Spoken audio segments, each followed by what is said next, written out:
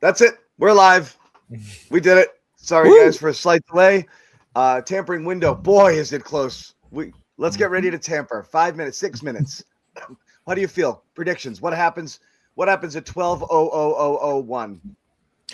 I feel like Alec Pierce is going to be one that happens pretty quickly because his market's going to be so hot and because he's the only thing I've been thinking about for the past week. But that'll be pretty interesting. Edge, I'll be curious to see when exactly that starts to get rolling. We saw reports about Jaelen Phillips being a guy who is probably going to rejoin the Eagles. So once that kind of gets set, maybe we see the quick domino effect. Maybe we see it in kind of clusters since there's so many kinds of edge players. I don't know, but that's going to be a fun one to watch. And safety.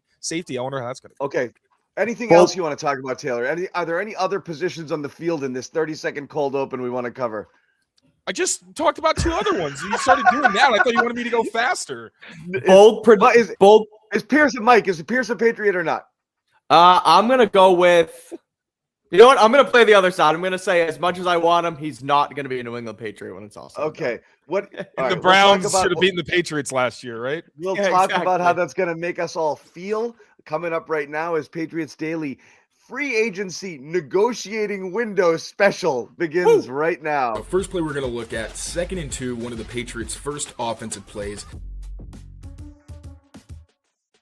So, guys, let's put it on the table here. The Pierce thing is the whole story, and we might not be able to talk about anything until that resolves itself. But the range of emotions is so funny on Twitter, the way that this goes right now, in terms of, do you want him? Do you not want him? Do you want him at a certain price? If you want him at that price, who cares if they pay him a little bit more? How disappointed will you be if they don't get him? And I feel like everyone's stuck in a weird middle ground right now, which is they want him. They're going to be scared. They're going to get crazy sticker shock when that number comes in, and there'll be some slight relief if they don't get him, and everyone's going to go into rationalization mode. What is your true vibe right now? And Taylor, I'm starting with you because I still think you are all in almost regardless of price, right? Considering what he's going to make, like if you're talking about paying him like 35 or something like a real wide receiver one, no, I think that's a little high, even if I think he could be a wide receiver one for the Patriots. But if you're talking $30 million, I understand why it makes people uncomfortable. Honestly, one of the first times we really talked about the money, Mike, I was kind of uncomfortable at the thought of $30 million because it is jarring to look at. But the more I've done my research on Alec Pierce, this just makes so much sense. And if you just say Alec Pierce plus Drake May, no one's going to scoff at that. I don't think anybody thinks there's really any match that's better than those two. But some people think there's some risk because, he's never been the number one for the Colts and all these different things that were thrown around. But one, the Colts throw the ball at one of the lowest rates in the NFL and have over the past couple of seasons. There weren't that many targets to go around. And you could also make the argument that Alec Pierce is the reason that Michael Pittman Jr. and Josh Downs were able to be as successful as they were. And even a deeper dive, like I've had some time, so I went and looked last night. He's tied Alec Pierce with Jamar Chase for the most defensive pass interference penalties drawn when targeted in the NFL since he got in the league. That tells you how uncomfortable he makes defensive players on, again, a very low target share. And then the fact that last year you start to introduce more intermediate routes, he expands his route tree. And you do see that he understands how to get open. And his receivers coach was Reggie Wayne. So let's also remember that. It's not like he was learning from a slouch. And I understand coming to the Patriots, you're not getting Reggie Wayne, right? Todd Downing's awesome, but he acknowledges he does his own thing. And I hope they bring in someone who has actual wide receiver experience. But what Alec Pierce could do for this offense and for Drake May as the guy I've been begging for, like, Mike, this isn't something I just pulled out of the air. I've been saying this is like trade deadline. Yeah. Even his rookie year saying, like, get him a post guy, like, get him true vertical threat. You know what I'm talking about? And that's what Alec Pierce is. The only person I think that they could get who comes close is A.J. Brown. And A.J. Brown comes with, even if you want to say he goes with Vrabel and everything works out, he's never a problem again. Still has the knee issues. You still have to trade for him and give up capital, and you're still paying him a lot of money. There's just so much that goes into it that I don't think it makes any sense to prioritize A.J. Brown over an Alec Pierce. And I don't think you have any opportunity to get a player like Alec Pierce anytime soon. Because if he were in the draft right now, is what he is, he would be maybe one of the first 2 receivers off the board based on what he is as a pro right now if he were in the draft. So I know I've been very annoying on the timeline maybe and on the show with my love for Alec Pierce, but it's because it feels like Milton Williams last year where people are looking at the wrong things when projecting what he could be. And I think obsessing over things that aren't as important when you look at his career trajectory and what he's been in a situation where, as we looked up, Mike, he's caught passes or at least played with 9 different quarterbacks in 4 years. That's insane.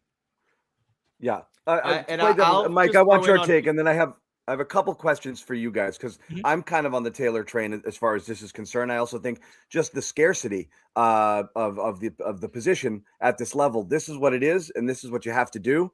Because if you don't get it, you've got nothing, and you're back with where you were. And again, for all the people out there who said things like the Pats receivers are fine, they're not fine. We got to stop saying stuff like that because it's not true. Like fine in the sense that like, I guess you can live, but you're not going to get where you want to go. So you have to take a shot somewhere and you got to live with possibly being wrong. So, you're hoping that the decision makers, when they feel good about it, see the stuff that Taylor is seeing, which is there's more to this guy than just this. Mike, where are you at with it? I'm with both of you as far as, and I said it since we started talking about Pierce late last week, it's only money, right? Like you only have to pay money for this guy. And as a franchise, you have it and you can make it work. And you don't have to give up the capital like you would for an A.J. Brown. And you're not dealing with the baggage that comes with A.J. Brown. Let's call it what it is. It is baggage. And yes, Mike Vrabel could be the guy that can kind of hone it back in. We've seen that in Tennessee, but I don't care if it's 30. I don't care if it's 31. I don't care if you're paying him the guy $32 million a year. And I know that's probably going to be a stretch and it's probably not going to end up that high.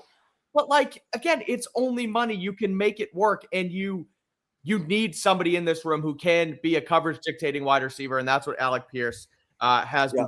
And so I think that, it'd be one thing if you had to trade for the guy and then sign him to an extension, a la an A.J. Brown situation. All you got to do is sign this guy to a contract. And I think that, ultimately it's a slam dunk. And we'll see who else is involved and what the bidding war looks like for a guy like Pierce. But it is now 12 Eastern, so we should be getting some news just in a little while. It's only money, said General Manager Chris Greer. When when it came time to give to a contract. No, I mean, look. Okay, no, yeah, I suppose. I thought you were throwing Bobby Greer at me for a second. No, Patriots, I agree with you. I agree with you. It's only money in the sense that if it's draft capital plus money, that hurts even more. Money is money. And I tweeted this before. If you like him at 25, you'll like him at 28. If you like him at 27, you'll like him at 30. If you don't like him if he ends up not being good at 30, you would have hated him at 27 too. So that's kind of the point, is it's less about the dollar figure. Ultimately, you're going to have to pay a premium. You're going to have to pay over market because you're in this position, because you haven't properly addressed this need or hit on it when you did try to address it in the past. And you can't continue to live without it. You recognize it's something you got to go get. You got to go get it. So again, it's begun. It's 12:01. We've seen reports out there that the 49ers have sort of entered the fray, out there as well. In a tweet that came out at 12 o'clock our time, by the way. Yeah. Or like the information. So that seems a little bit like an agent trying to throw some stuff out there and a reporter being like, I don't know that I want to put this in prime time, so I'm just going to sneak this into the ether. And then it did sneak out. It really did. It was sneaky. So I wasn't entirely sure with that. But again, there seems to be a lot of, I expect people to be in on, but not a lot of real concrete, like these guys, when the window opens, are going to go all in. We actually don't even fully know the Patriots' level of interest here. Are we convinced, guys, that the Patriots are all in on the Pierce thing? Because you've heard other reports. And again, there's going to be misinformation. Agents are going to put out different things. The Patriots, if they feel like they're not going to be doing okay in the Pierce negotiations, might start talking about how, they're kind of looking at the trade market right now and a lot of options, so you don't know what they're talking about here. Oh, they're kind of interested in Dobbs. That could be all counter information as well, coming out of New England. So I'm not sure, but do you guys feel that they're really set on this? Indy. It's over. It's over. No He's way. going home. He's going home. 4-year, 116. 116. All right. Pivot. We'll see you guys later. Pivot. I don't want to do this anymore. Okay. 4 years, 116 is what? It's 29. It's 29 well mil. within what everybody thought. Yeah. Oh man, I thought. So I wonder when this happened because It's interesting that this happened right really when free agency This could have been agreed to. This could have been a done deal because he was under contract. They could have done this already. Right. Yeah, they didn't need to wait till now and mess with us like this. I also, you know what I also think it is that I believe is happening too is that I think they're close to a deal with Daniel Jones, a long-term deal that's not on the franchise or the transition tag, meaning they were still trying to work that out before they came to a final number with Alec Pierce. Now that they know Jones is close, they get Alec Pierce done, and then they get those two guys together, and here we go. So I think I'd still rather pivot to Romeo Doubs than. I mean, again, it depends on the asking price for AJ Brown because the DJ Moore deal, I feel like really screwed any chance of getting AJ Brown at any kind of remotely reasonable offer.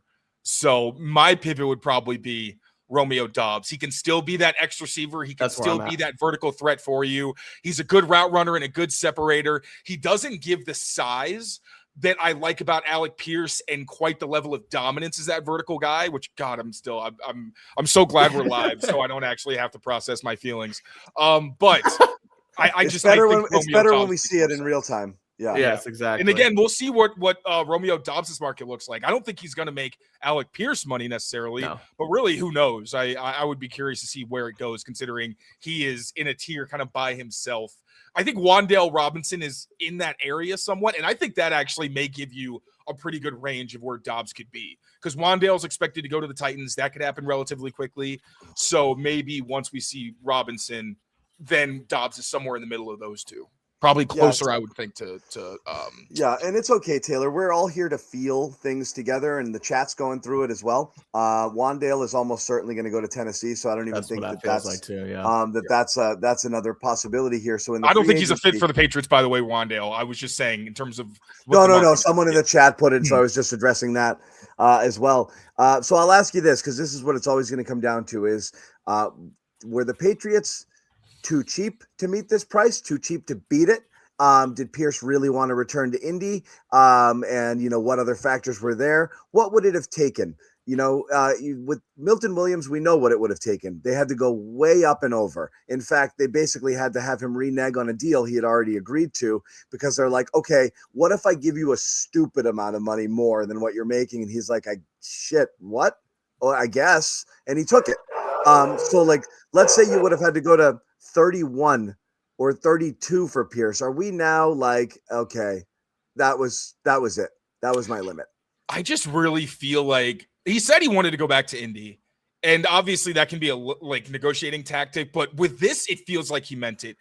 He probably had an idea that 30 was probably going to be the max that he would reasonably get on the market. Obviously, when bidding wars happen, who knows? But if you're taking just under 30, staying with your team, and as you mentioned, Mike, if they are getting the quarterback situation worked out, because it looked like they were going to botch this, like Pierce reasonably should never have even gotten this close to being on the market. And I thought Chris Ballard was about to just bungle, the latest, big player that they had. So I don't know that it really has anything to do with how much the Patriots were or weren't willing to pay. I just think that Alec was saying, hey, give me 30 million or close and let me know for a fact that honestly, I'm going to have a quarterback locked in over these 4 years. And, if that's what it is. And he doesn't, but that's fine. Honestly, that's what you want people to do. And that's what you want your people to do, which is if you're in the ballpark of everyone else, I'm coming back, and so you can't begrudge somebody for staying home. And that's fine. You can get mad when they pick someone over you because you're like, oh yeah, you think that's better? Okay. But he's there. He likes it there. He wanted to stay there. Show me the money. And that's fine. Patriots used to do this with their free agents. Go find the market. And come back to me. And if I can meet it, I will meet it. And they would do that. And it was amicable. Not always, but at times that's how they would play it and be like, hey, congrats, man. I can't do that. That's like life in the regular job market as well. Diana Rossini here of The Athletic, I believe, reporting that teams that were interested in Pierce included the Patriots, Raiders, Chargers, and 49ers, but most had a strong belief that Pierce would ultimately return to the Colts. he turned down more money elsewhere to stay in Indy per sources. Wow. So again, that's again, he's making under 30. Like if you have a guy and you feel if you want your player to do that for you, so he did that for Indy, and you're right, it would have gone 31, 32 or more for somewhere else. If there was more on the table, you're well into the 30s there. And so who knows? I mean, you saw what the Patriots tried to do with Chris Godwin. They blew him out of they blew Tampa's deal out of the water and didn't get him. And now, that's that. So, bye. I can't we'll see you guys later. Right. Yeah. You pivot here and yeah, we never even really wanted Alec Pierce. We didn't spend time digging into the film. We didn't, make a whole video. We do have a Taylor signing, though. We do have a Taylor signing. Here we go. You want to announce it? He was, Dre'Mont Jones is signed to the Patriots on a 3-year, $39 million deal. This was my top choice. They showed some interest apparently last year, but it wasn't super serious. But I figured if you wanted a starting caliber guy who has versatility, who you can play as going to have success as a pass rusher and a run defender. Second overall. Yeah. This isn't Taylor's second tight end prospect. His second overall prospect that he wanted here in this in all of free agency after Pierce, and again, granted, there's going to be a drop off there. Was this right here? So, tell us why, Taylor.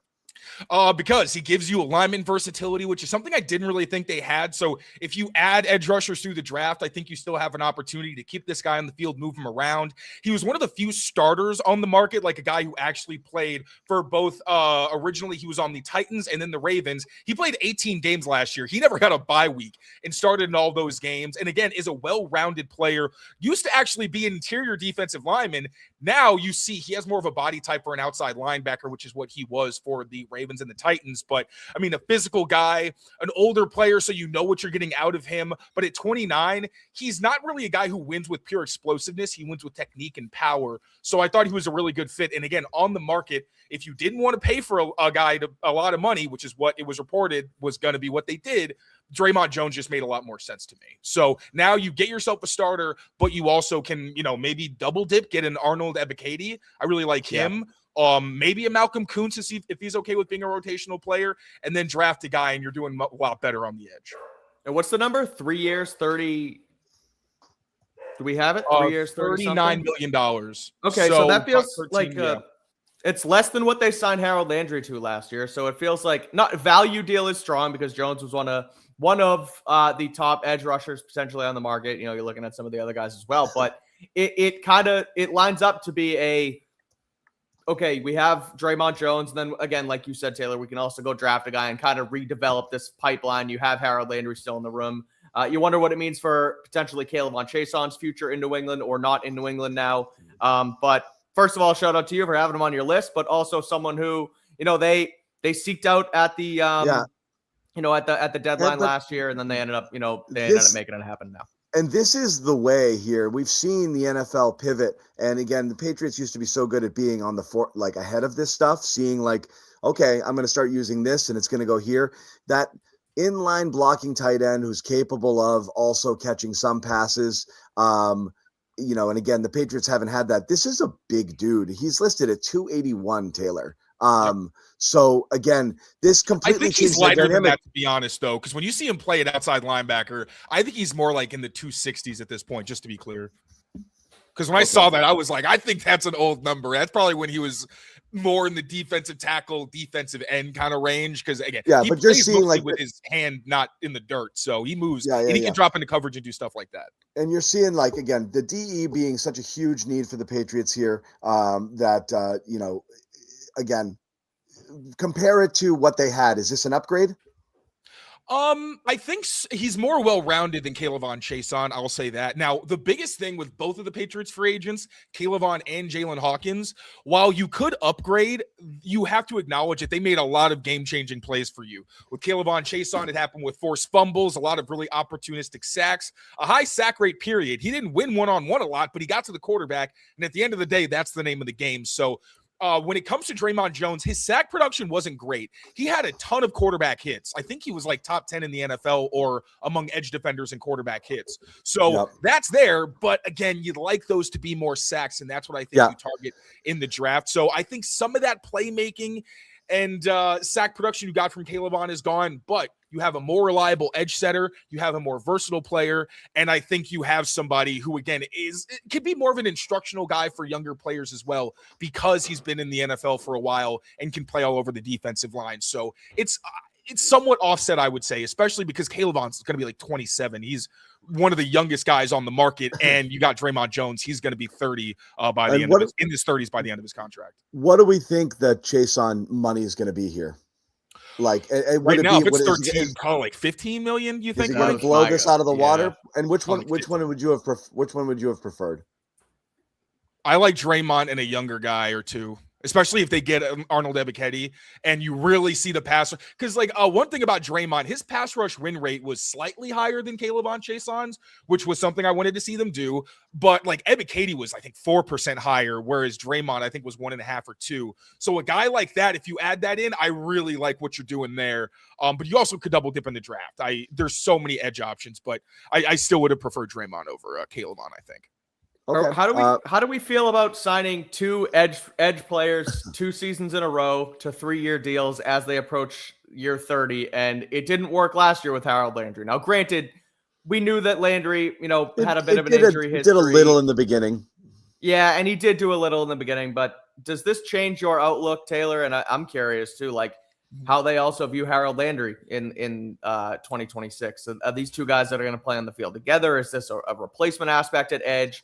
Because we talked about it too just now, replenishing that edge rusher pipeline with some guys in the draft versus now signing Jones, who again is 29. He's not necessarily one of these younger, like Owe, for example, 27 years old, Jaelen Phillips, 26. Like that would have been I don't know if stalwart's the right word, but someone who is your guy for the next 4 or 5 years, long-term, versus this is another sort of patchwork thing. And now you're still relying on somebody, either your younger guys or adding in the draft as well. I think it's too soon to tell with Harold Landry because Dre'Mont, again, like we knew they needed some starter, so that was kind of expected. Right. And also Dre'Mont can play everywhere. That's the thing. With Harold, he mostly plays on the left side.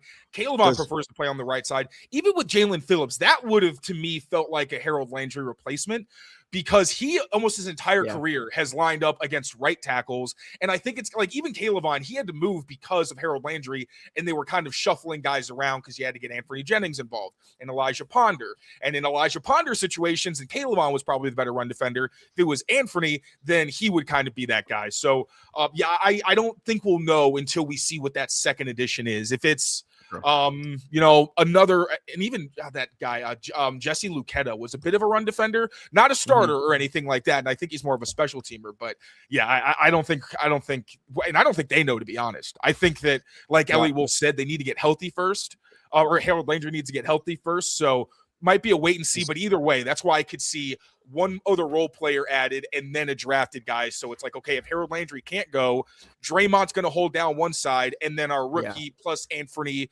plus Elijah Ponder, whatever, can at least hold it down on that other side of the rotation. Is Chaisson gone now, in your opinion? Is this a replacement? Like, I'd rather pay this for that. You're not going to do both? Yeah, I don't think, especially because you're already paying Christian Barmore, you're paying Milton Williams, and you're paying Harold Landry, and you can't get out of it this year. I think Caleb's gone. Okay, well, that's that. We have early, like 2 pieces of pretty large early news. Alec Pierce, stayed back with the Colts here. 4 years, $116 million, an average of $29 per. We haven't seen fully details on guaranteed and bonuses and how much there. But again, this is perfectly in the range of what the market was expected. Reports out there that the Patriots were interested, but many teams that were interested felt that he was gone, that he was staying rather in India, and they would never get a chance.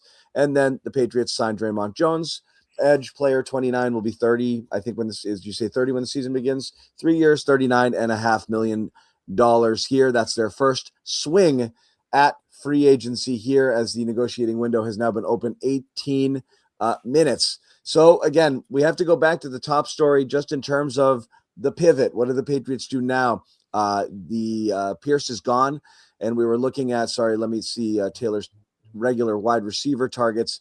Had they not signed Pierce, which is obviously number one on everybody's board, everyone else that you were interested in, again, we have Wandale in there, who we do believe is going to go to Tennessee. And then you see Romeo Doubs is kind of the next name on there. Taylor, do you like this only because they whiffed on Pierce, or do you just like him anyway? There are the question marks, and I know he's Romeo Doubs has talked about his mental health, and I want to be very, very sensitive to that. And I just think it's odd that he didn't get more targets when he was with Green Bay. Now, granted, I know they have the whole we don't have a wide receiver one here thing, like Christian Watson demanded Charlotte's. Jalen Reed, who was one of my favorite players when he was coming out, he demands targets. You got Tucker Kraft, you got the running backs. So it's kind of a similar situation to Alec Pierce, where you at least understand why he wasn't a more prominent player in his offense, but he's still a talented player, man. Like, he produces big plays as well as a guy who has relatively limited snap count in that, not snap count, I'm sorry, but target share. Once again, I just feel like I'm repeating that word a lot. So I like Doubs. I liked him either way, but again, I just think Alec Pierce plays big in a way that you just really don't find very often, and his efficiency on deep targets is just another level. Like, legitimately, he is elite. I don't think Romeo Doubs is elite in any specific way, but I think he's very good downfield, and I do think he would be, if he got here, he would probably be their best separator and would at least be a guy that helps you get who helps you make up for the loss of a Stephon Diggs, as someone who can get open relatively quickly but is more explosive and also plays that X spot where he'll get a lot of one-on-one matchups. And also, I do want to emphasize Jalen Nailor here, because if now you don't get Alec Pierce, all right, well, maybe you try to get a couple of guys, and that slot is still an unknown. DeMario, like, I would love to see the offense, I will say. I'd love to see them go towards a true two tight end type of situation, kind of like the Seahawks and what we saw, where they don't play three receivers very often because they don't have to. They have capable tight ends who can do different things. So if the Patriots went that direction, I think maybe you're fine with DeMario Douglas being slotted in as, that slot guy. And obviously you hope Kyle Williams develops and can ascend. But I think Jalen Nailor is a guy who gives you a little bit more comfort in that slot role as a proven veteran who isn't going to cost a lot of money, is still young, and gives you some of that downfield and off-schedule ability that we know works very well with Drake May. Yeah. Let's look at Mike's list here, talking about some of these guys. I think it was Pierce. You have Doubs on there. The other guy, the sexy name, Mike, I wanted to put out there that, you see a lot of people in the chat throwing out there because, hell, I've had him on my fantasy team 3 years running, is Mike Evans, who's old and big and a big target, and certainly not like the elite, but he's still a big guy who get down the field, and contested catch it, maybe get you some other stuff here. But again, old, coming off injuries. And certainly, well into back nine territory, even though last year, really, with the injuries, the first year you've seen the production drop off. That's going to be the sexy name that people would kind of find themselves. But this also feels like not the same type of player, but it would be a Stephon Diggs 1 year Band-Aid sort of situation, which is I whiffed. Let's go get something. And then let's address it again next year. Are you interested? Are you truly interested in anyone on this list? You could even be maybe Shaheed's your next guy here. Down. We've already talked about Doubs. Do you actually like any of these guys? So I like the idea of Wan'Dale Robinson. However, as we mentioned earlier, feels like A, he's going to go to Tennessee, and B, and Taylor, we talked about it on this show late last week, where Drake has a hard time getting the ball to DeMario Douglas because of his size. Now you're basically shrinking him down even more to a guy who Wan'Dale Robinson, who is more dynamic, but is similar, if not smaller even, than DeMario Douglas. So not 100% sure of the fit there. Shaheed is interesting just because of his playmaking ability. I feel like you can kind of put him anywhere in your offense. And then he's also a dual threat type of player with the fact that he can be a dynamic kick returner as well. So relatively interested there, but I think honestly, when you look at this list now, take out Pierce, obviously. We already talked about Doubs, who is my 1B here. Mike Evans is a little bit more interesting, just given the fact that he's better on the block. When he's healthy, he is an automatic 1,000 yards. Still feels like even at 32, again, if he can stay healthy, still might have a little bit more juice left here. And he's someone who is a Band-Aid, but can also sort of garner the attention of the room. He's a leader. He was a leader for Tampa for a long time. But you look at the Alec Pierce situation now, you look at what just happened in Kansas City with Travis Kelce. It was reported that Evans is going to test this market. but then essentially go back to Tampa Bay and say, here's what I have out there. Here's the opportunity to match. Yeah. So it doesn't feel like he's going anywhere anyway. So taking out Pierce, taking out Dobbs, maybe Rashid Shaheed, but I don't love the rest of the options here outside of Pierce and Dobbs. I really don't. Yeah. The little bit of news here, again, this isn't somebody the Patriots are interested in, but the Chiefs look like they're going to sign Kenneth Walker here, which again, you're always going to, now that you're real, now that you're the Patriots, these other teams, when they make upgrades, you notice and you care. And so the Chiefs, having not had a reliable running game for quite some time here and seeing the passing game, suffer a little bit as, some of their receiver draft picks didn't really work out, and Kelsey's aging out here, adding an explosive element to their run game here with Kenneth Walker, who we Patriots fans here are all too familiar with after his Super Bowl performance here. So that's interesting as well. I'm going to bring this off the screen and kind of go back to the receiver thing. This is really what it comes down to, guys, and I think this is where the reason everyone is depressed is not that you missed on Pierce necessarily, because I know some people were split in terms of whether they wanted to go that high with it, whether they truly believed he was a number one or it was a desperation overpay. It really comes down to, again, voice of the fan, are we ever going to get one of these guys? And the problem is, again, failure to actually try. And that's been the Patriots' issue, very well behind the times. This is something I've been railing on about for a while. Not placing a premium on a position that was a premium position, and not really going after it. Really, only one draft pick in the recent Belichick era. Taking a couple of swings in the second and the third round, and at least missing horribly with your second round pick of Polk, and not. We don't know. Jury's out on Kyle Williams here. Had a shot at a couple other guys in the second round. Went Travion Henderson instead. So it's not taking swings here that's starting to bug people. And the feeling was, if you're not going to get Pierce, you're going to have to trade for somebody. Do they have to make can you just live with whatever trickles out of the middle class of the wide receiver market like you did last year, whatever's left when the dust settles, plus hoping you hit it in the draft, especially if you don't hit it in the first round and you're waiting later? Is that good enough for Drake May and this team? Or are you thinking, I got to go get something real and we got to pay for it now because we're going to have to trade? Mike Vrabel kind of said it. You got to draft these guys, and that's tough. You got to draft them. It's technically tough expensive. On paper, but it's expensive to trade. It's expensive to sign. It's hard. And if you're trading, it's like, well, what's wrong? Like Alec Pierce hitting the market would have only happened because it would have been a huge mishandling of the situation by the Colts, who a lot of people thought should have just franchise tagged him, so there was no chance he was going to leave the building. They're very lucky that he's loyal and was willing to turn down more money to get back. But again, like that's a situation where maybe that went into the decision. Like they knew that if they did give him a certain price point, they just needed to make it work, that he wouldn't want to go elsewhere. Then like, hey, fine, that's the value of having that insider information. But otherwise, if you're spending capital and money, and you're taking on a potential red flag. And not everyone's going to be A.J. Brown, who has a relationship with Mike Vrabel to where he can say, I can handle him. That's not going to be a problem. Because even then, again, with A.J. Brown, you still have the knees and the age, which it's a real bad combination, man. Like, I didn't think the DJ Moore trade made a whole lot of sense, but I still kind of refer to it because I'm saying, okay, like after this year, what is he going to be? I don't know what DJ Moore is going to be, but AJ Brown is a much better player, but I still think those concerns, especially with both those guys being older, is valid. So you got to draft him. And I think now the Patriots probably you got to draft him on a wide receiver now.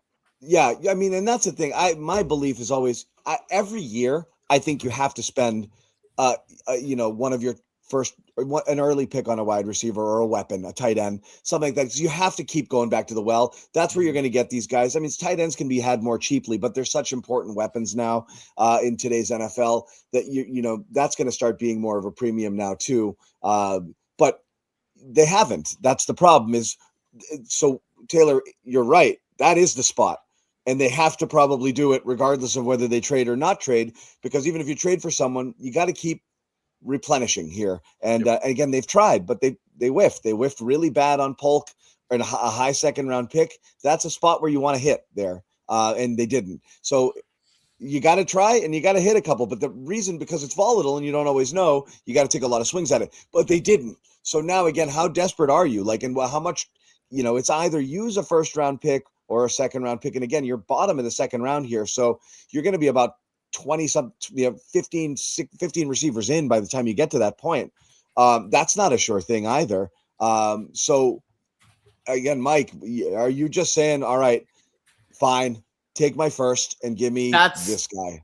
That's kind of where A, I'm at right now, but B, I feel like the Patriots might be like, okay, we swung and missed on Alec Pierce. We can't settle for the rest of the bunch here.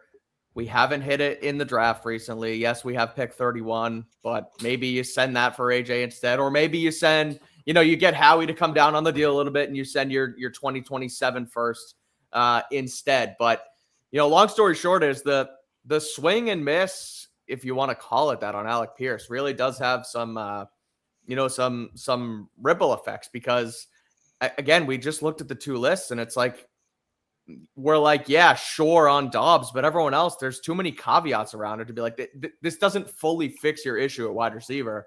And John, you said it off the top, like last year worked because you had a veteran in Stephon Diggs who outperformed what I think anybody thought he would. You had Mac Hollins, who was a pro in the room alongside him. But when push came to shove down the stretch of the season, like Drake made all those guys better in the regular season, and when they needed to do the opposite in the postseason, they weren't able to rise to the occasion. So it's almost like you need to go and slam dunk it, if you will, with AJ Brown. But even that, I'm not in love with, because again, Taylor, I know you said it, and I see the face. It's like the knees.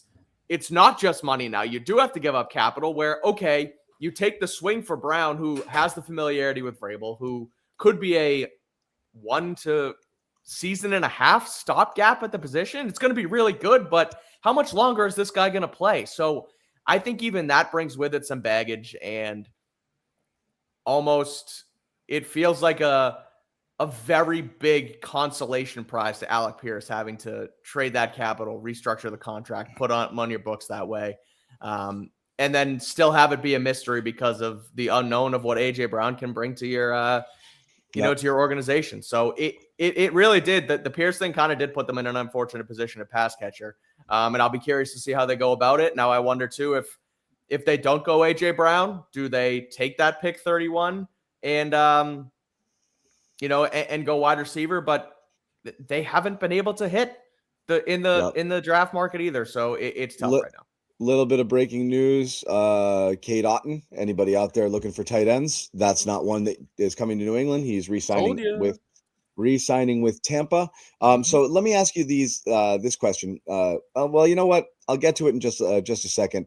Guys, throw up the Prizepicks here, lower third, if you don't mind. Real quick shout out to our sponsor over at Prizepicks. And again, you know the deal by now, but you see that offer on the screen. Download that app, code CLNS 50 in your lineup after you play your first $5 lineup.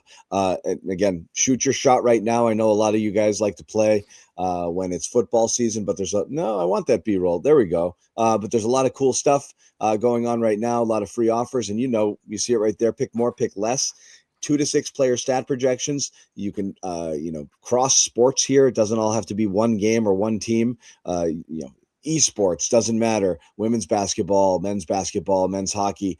Get after it, and you see it all on the screen there. Yeah, I don't know who a couple of these people are, but you can absolutely put them in your lineups and pick more and pick less. I like to kind of focus in on one game. I can't be tracking stuff all over the place, but you can do whatever you want. You can stack player stats if you feeling really good about one particular player, how they're going to perform in a game. You can cash out early if you don't want to see it all the way through. You get injury reboots and special promotions and squares, free squares. You put them in your lineup or discounted squares, and it makes it easier for you to hit. So again, check it out here. Pick more, pick less. Download that Prizepicks app, code CLNS 50 in your lineups when you play your first $5 lineup. Once again, code CLNS 50 in your lineups after you play your first $5 lineup. Prizepicks, it is good to be right. Guys, bringing it back out here. Again, not everything gets settled early, and there weren't like huge obvious names here. You're looking at maybe Phillips as far on the edge market, and Patriots going in and signing. Well, I'll ask it rather than give half an answer to it. early in free agency, you knew Pierce would be that first domino. And Patriots, they're either in or they're out. Based on what they've done so far, which is kind of a value deal for a veteran edge guy that fills a need, are you rethinking perhaps their approach to free agency, where they're not going to be coming out and throwing huge dollars at people and being the guys? They're not going to do the Milton Williams thing this year and overpay someone who they have to have. They're just going to make smart, sensible picks, because again, while sometimes that's good business, that also is the kind of thing that, can sometimes drive people mad, which is, why aren't we going and getting guys right now? And right now, again, it's extremely early, but what does this signify here? The way that they've approached, again, the very, very, very early parts of free agency opening up here.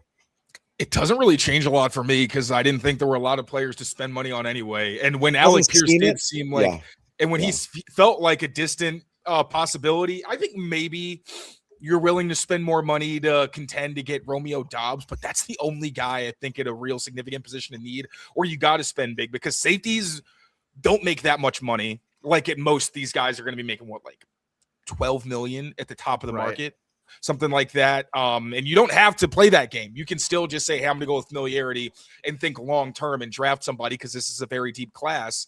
But the interesting thing for me will be what positions they're okay with waiting for the draft and which ones they're going to try to fill as much as they can with free agency. Because developmentally, you got a lot of needs. You need a wide receiver, a tight end, a right tackle, an edge rusher, a linebacker, a safety, and a corner. Maybe not safety if you double dip or something like that in free agency or whatever, but you need developmental players all over your roster. And you could get that done if you really nail some of your late round picks. Like, if you get yourself a Craig Woodson and maybe some of those like fifth round, or one of those fifth round guys or something actually hits and has some kind of role for you, then that's great. But when I kind of look at the approach, I thought wide receiver would be one that they could wait until maybe the third round if they got an Alec Pierce. But now it just kind of bumps itself up into the list of importance. But again, I don't know that it changes your approach in terms of, all right, now we spend, because not a lot of guys are going to break the bank, I think, in this class. Yeah. And what are we? We're 35 minutes in. So I feel like, 365 days ago, we were sitting here and all disappointed. And then all of a sudden Milton Williams came in and that all changed. Right. And so I do think it's still too early to think if, their approach is going to change, just given Alec. Obviously it should, but they didn't come out swinging. Like, it didn't have to be big splashes, but let's just say they had identified, right? Because it didn't have to be come out and spend 30 on one, but let's just say they had identified edge, tight end, whatever. Bang, bang, bang. I'm going to go get my guys, maybe pay a tad over market, but they're guys I'm getting for 11, 12, and 13 million, not 25 and 30 million, so it's not the most expensive. It's really more the, I aggressively want to address a particular position. I would think that tight end would be one where I expected to hear something or see something quick on that.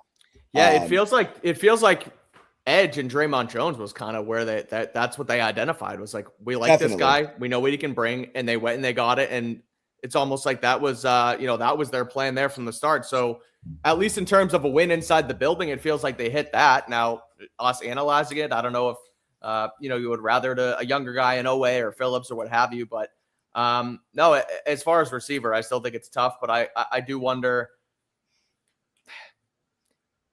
It's unfortunate, the Alec Pierce thing. It's kind of starting to hit Taylor. Like, oh shit, they that would have been the slam dunk. Williams, dudes, by Milton Williams, and this is a different one where at least they didn't get outbid.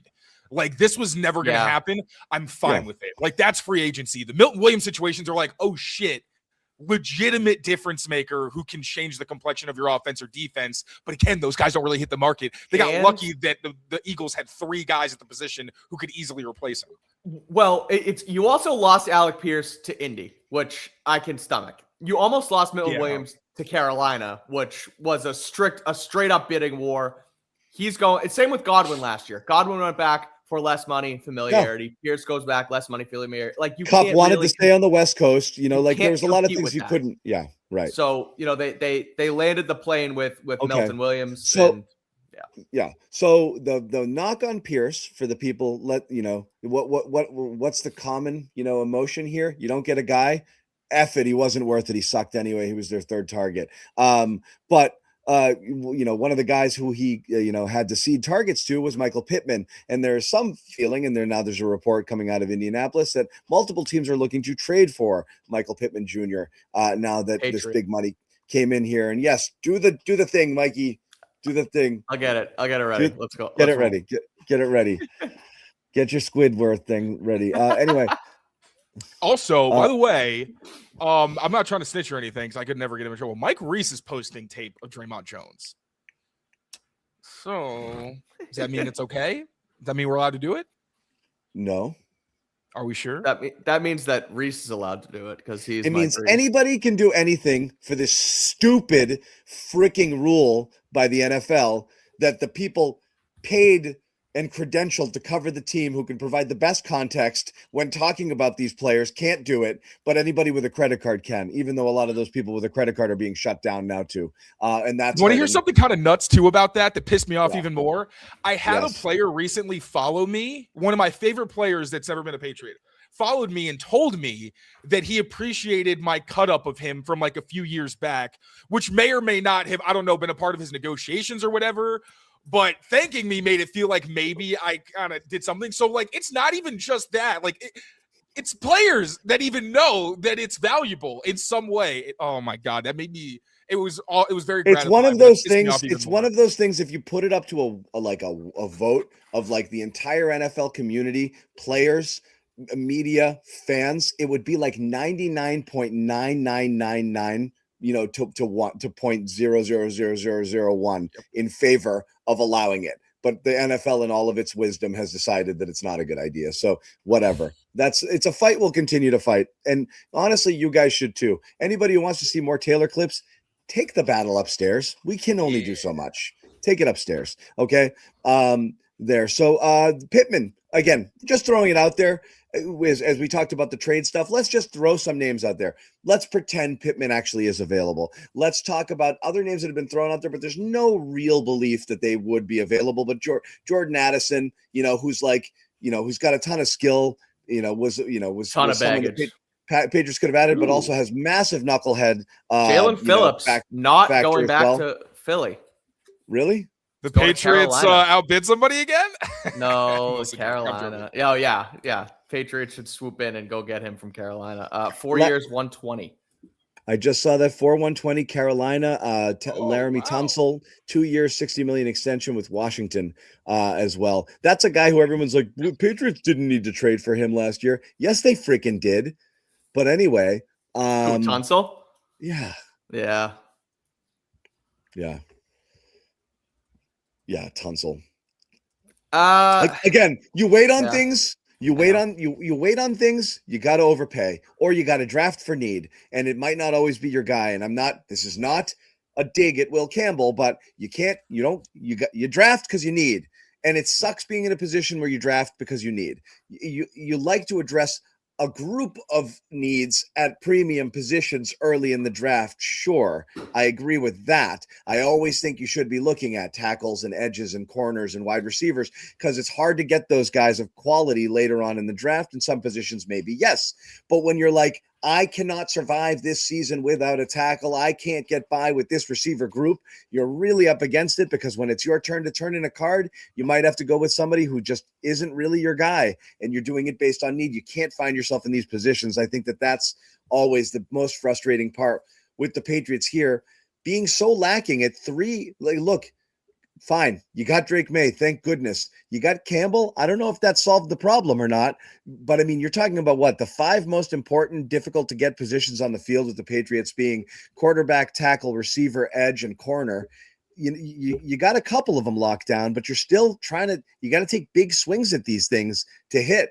There's only so many draft picks you have. There's only so much money you have. There's only so many assets you can trade to acquire these things. It feels like you're entering the season again, potentially with patchwork at like key positions.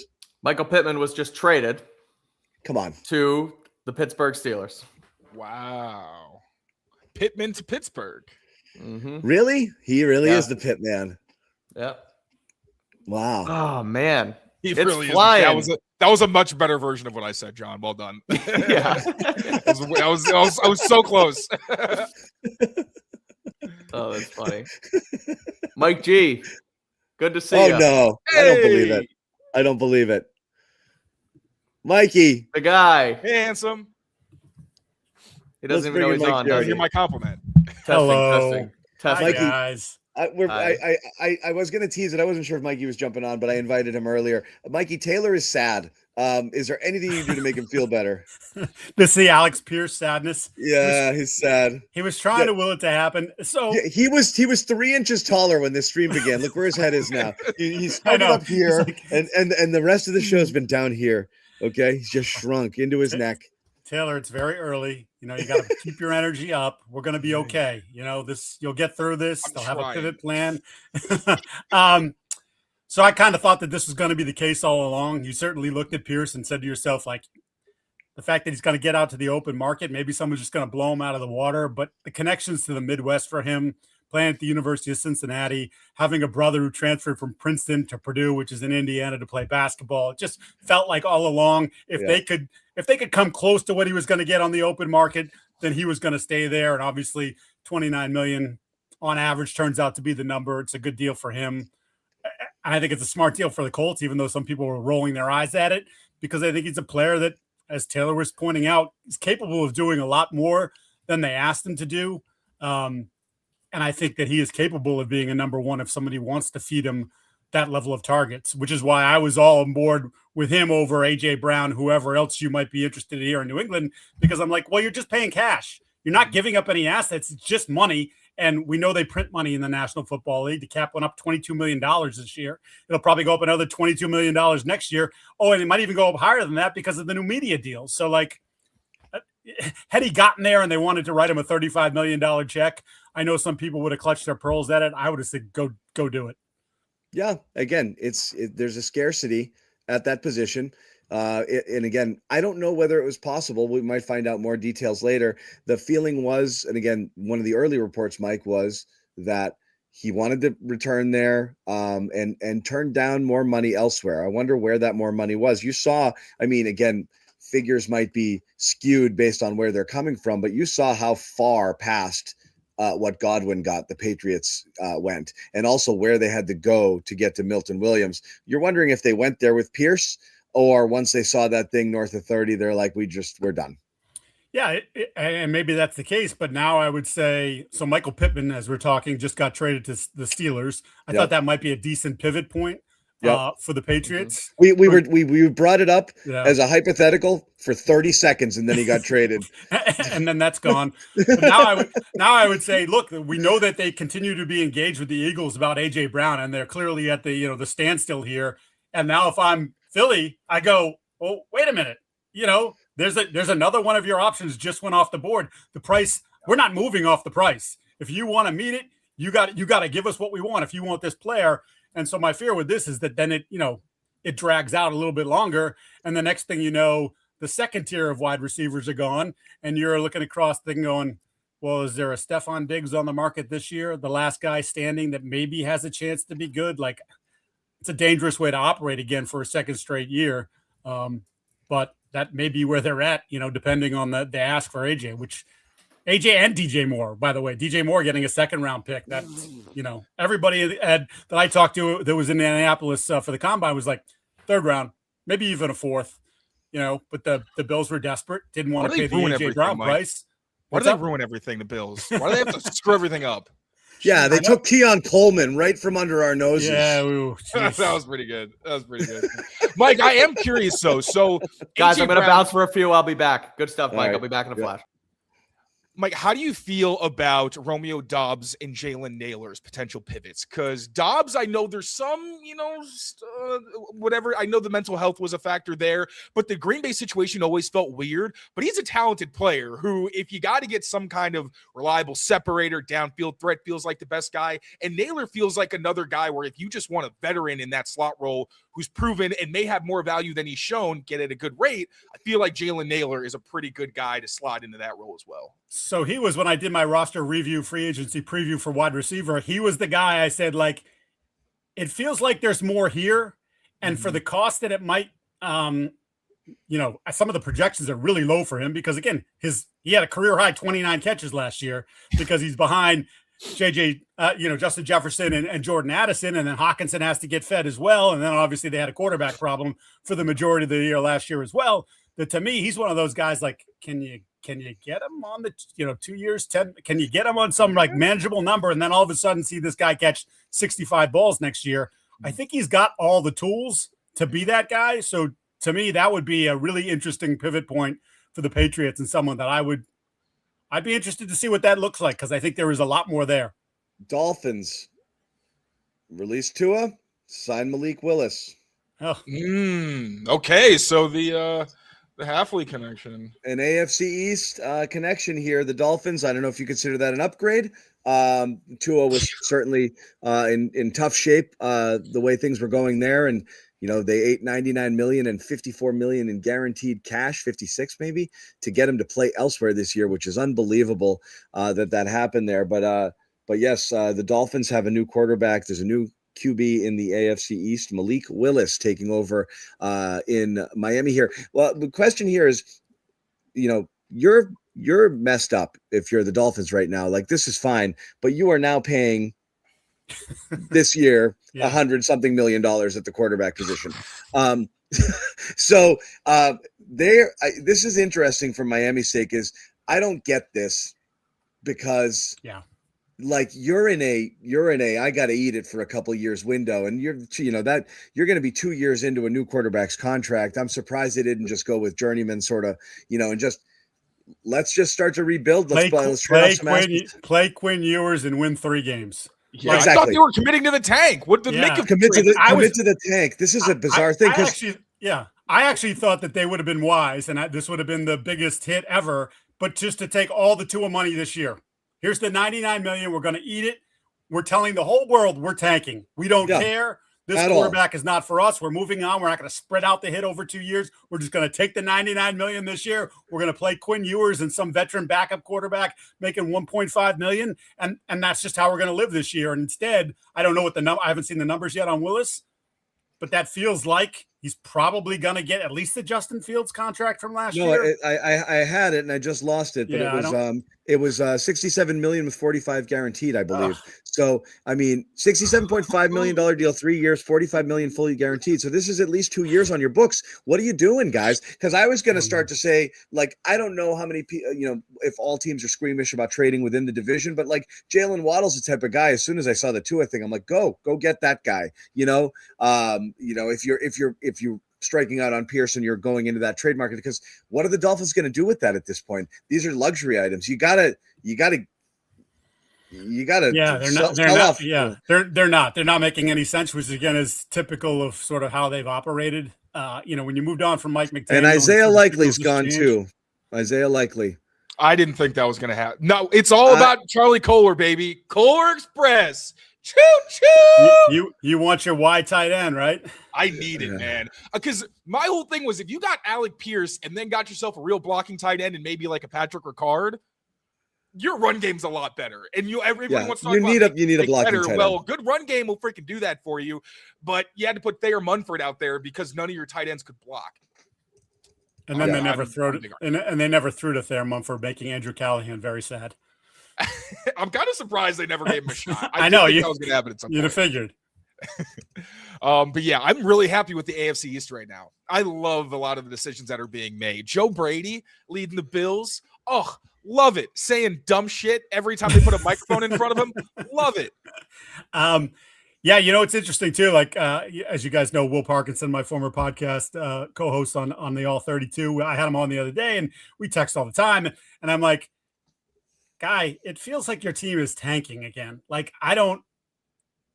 maybe even more so than like we thought maybe Miami would do. It feels like they've sort of embraced it. They make the deal for Minkah Fitzpatrick, who hasn't been Minkah Fitzpatrick for like 4 years, who was a bit of a culture problem / locker room lawyer in Pittsburgh. They ship him to Miami. That doesn't work. They get him for a lower number. The number was, I think, 3-43, but basically they lowered his number from 18 to 13 this year, which is still on the high end of what some of the free agent safeties are going to make. And it's just like, I don't know what their plan is confusing to me too. Again, they should just embrace the tank, go back into, don't draft Ty Simpson at 16 and overdraft him. And maybe he becomes a good player, but There's 14 games of tape for a 6'1.5" quarterback. How about if you wait till next year when the draft is, again, when this changes every year, but it's supposed to be a better quarterback draft by a long shot, 4 or 5 guys maybe who could be top 10 picks, and just kind of bide your time and play in that window in 2027. Yeah. Back on the Patriots train here, Mike. I asked Taylor and Mike Kadlick earlier. Again, based on the start of free agency from the Patriots, and if Pierce was never going to be on the table, there's nothing you could do there. But I was wondering whether they would identify 2-3 guys, even if they were mid-market deal guys. I'm not saying likely specifically, but like a likely. I want to address tight end. I want to address edge. I want to address receiver. Here's my 3 guys. I'm going to just go out and I'm going to pay them whatever I think is above market to make sure that they're mine. The fact that that hasn't happened, and you've really only got one signing so far earlier in this window at a team that presumably was going to be very active, does that change your thinking in terms of how they're going to approach free agency at all? Just at the start here. Yeah, I didn't think they were going to be super. Like last year, Mike Vrabel told us they were going to be aggressive. This year, you didn't get that same message. He did have the line about, usually if I want to shop for something, I just get it. But to me, it was almost like, don't expect what we did last year to happen again this year. Last year, we were desperate. They overturned more than half the roster, right? This year, it's like, okay, we still need 8 to 10 new faces, but we're not going to go crazy and overspend in these areas. We're not going to go to Milton Williams and just whatever the check is, we'll give you whatever they're giving you. We'll give you $2 million more. We'll give you $3 million more.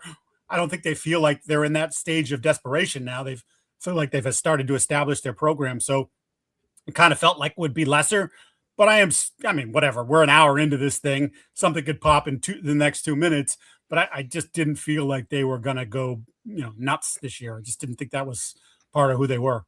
Yeah, less nuts and more like, hey, I'm not throwing 30 and 4. I'm not doing Milton Williams signings, but I'm doing Spillane level signings. And again, maybe those come later as you just kind of wait for the dust to settle. And there is always something to be said for waiting for the middle class a little bit, because those are the ones that get squeezed, right?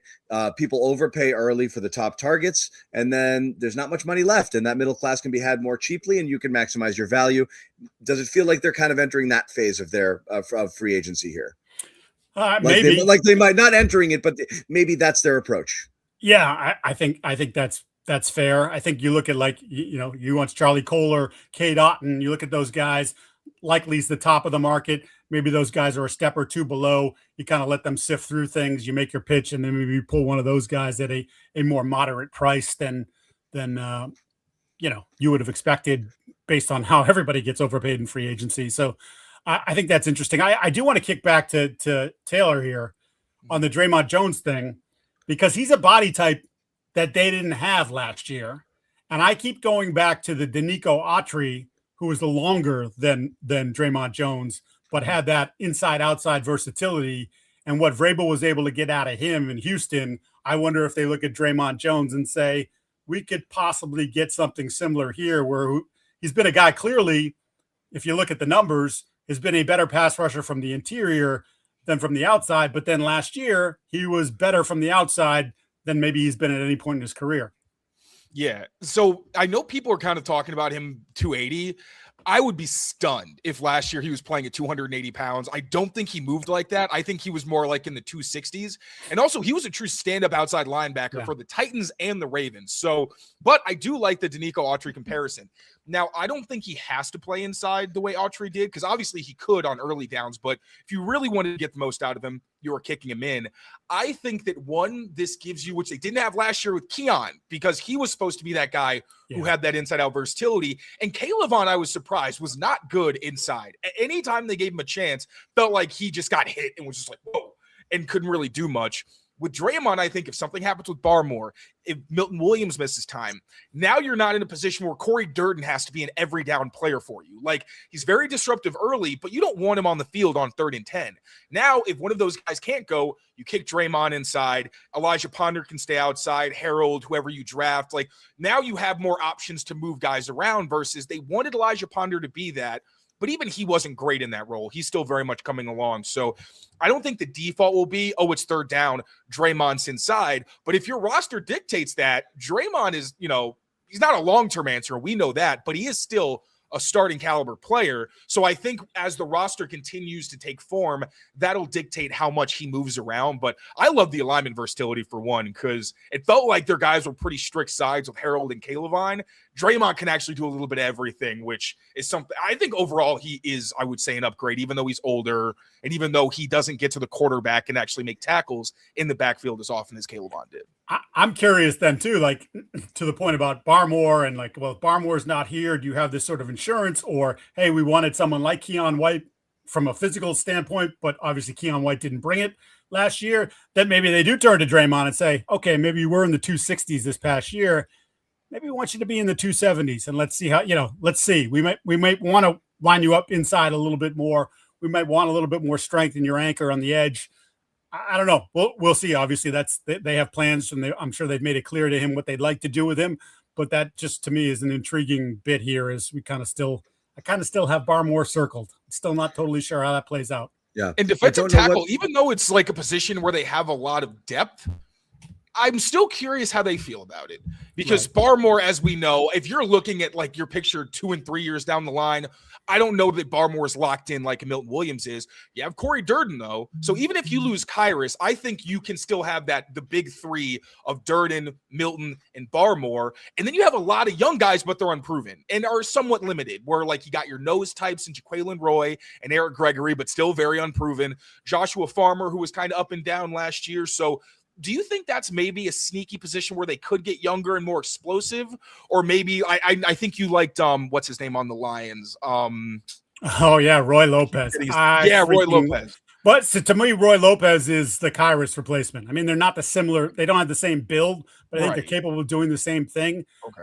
Lopez is amazing in that they spent a lot of money on their D-line, and he was keeping high-paid guys off the field. And this was before they got hurt. They've dealt with a fair share of injuries over the last 2 years. I wonder if he's someone who gets like 2 and 12, 2 and 14. And if Tonga somehow gets into that $8 million a year market, maybe that's an area where you go. I think he's a terrific football player. And he's not someone I think you want to play 50 snaps, but I think it's like a Durden, where it's like if he's in a rotation, he's going to give you a lot of quality play. Absolutely. And I mean, his tape is, you're a tape junkie. His tape blew me away at times. And I give Nate Tice credit, because Nate Tice was on this 2 years ago, and I was like, who's this Roy Lopez guy he keeps talking about? And then I started watching him, and I was like, Nate knows ball.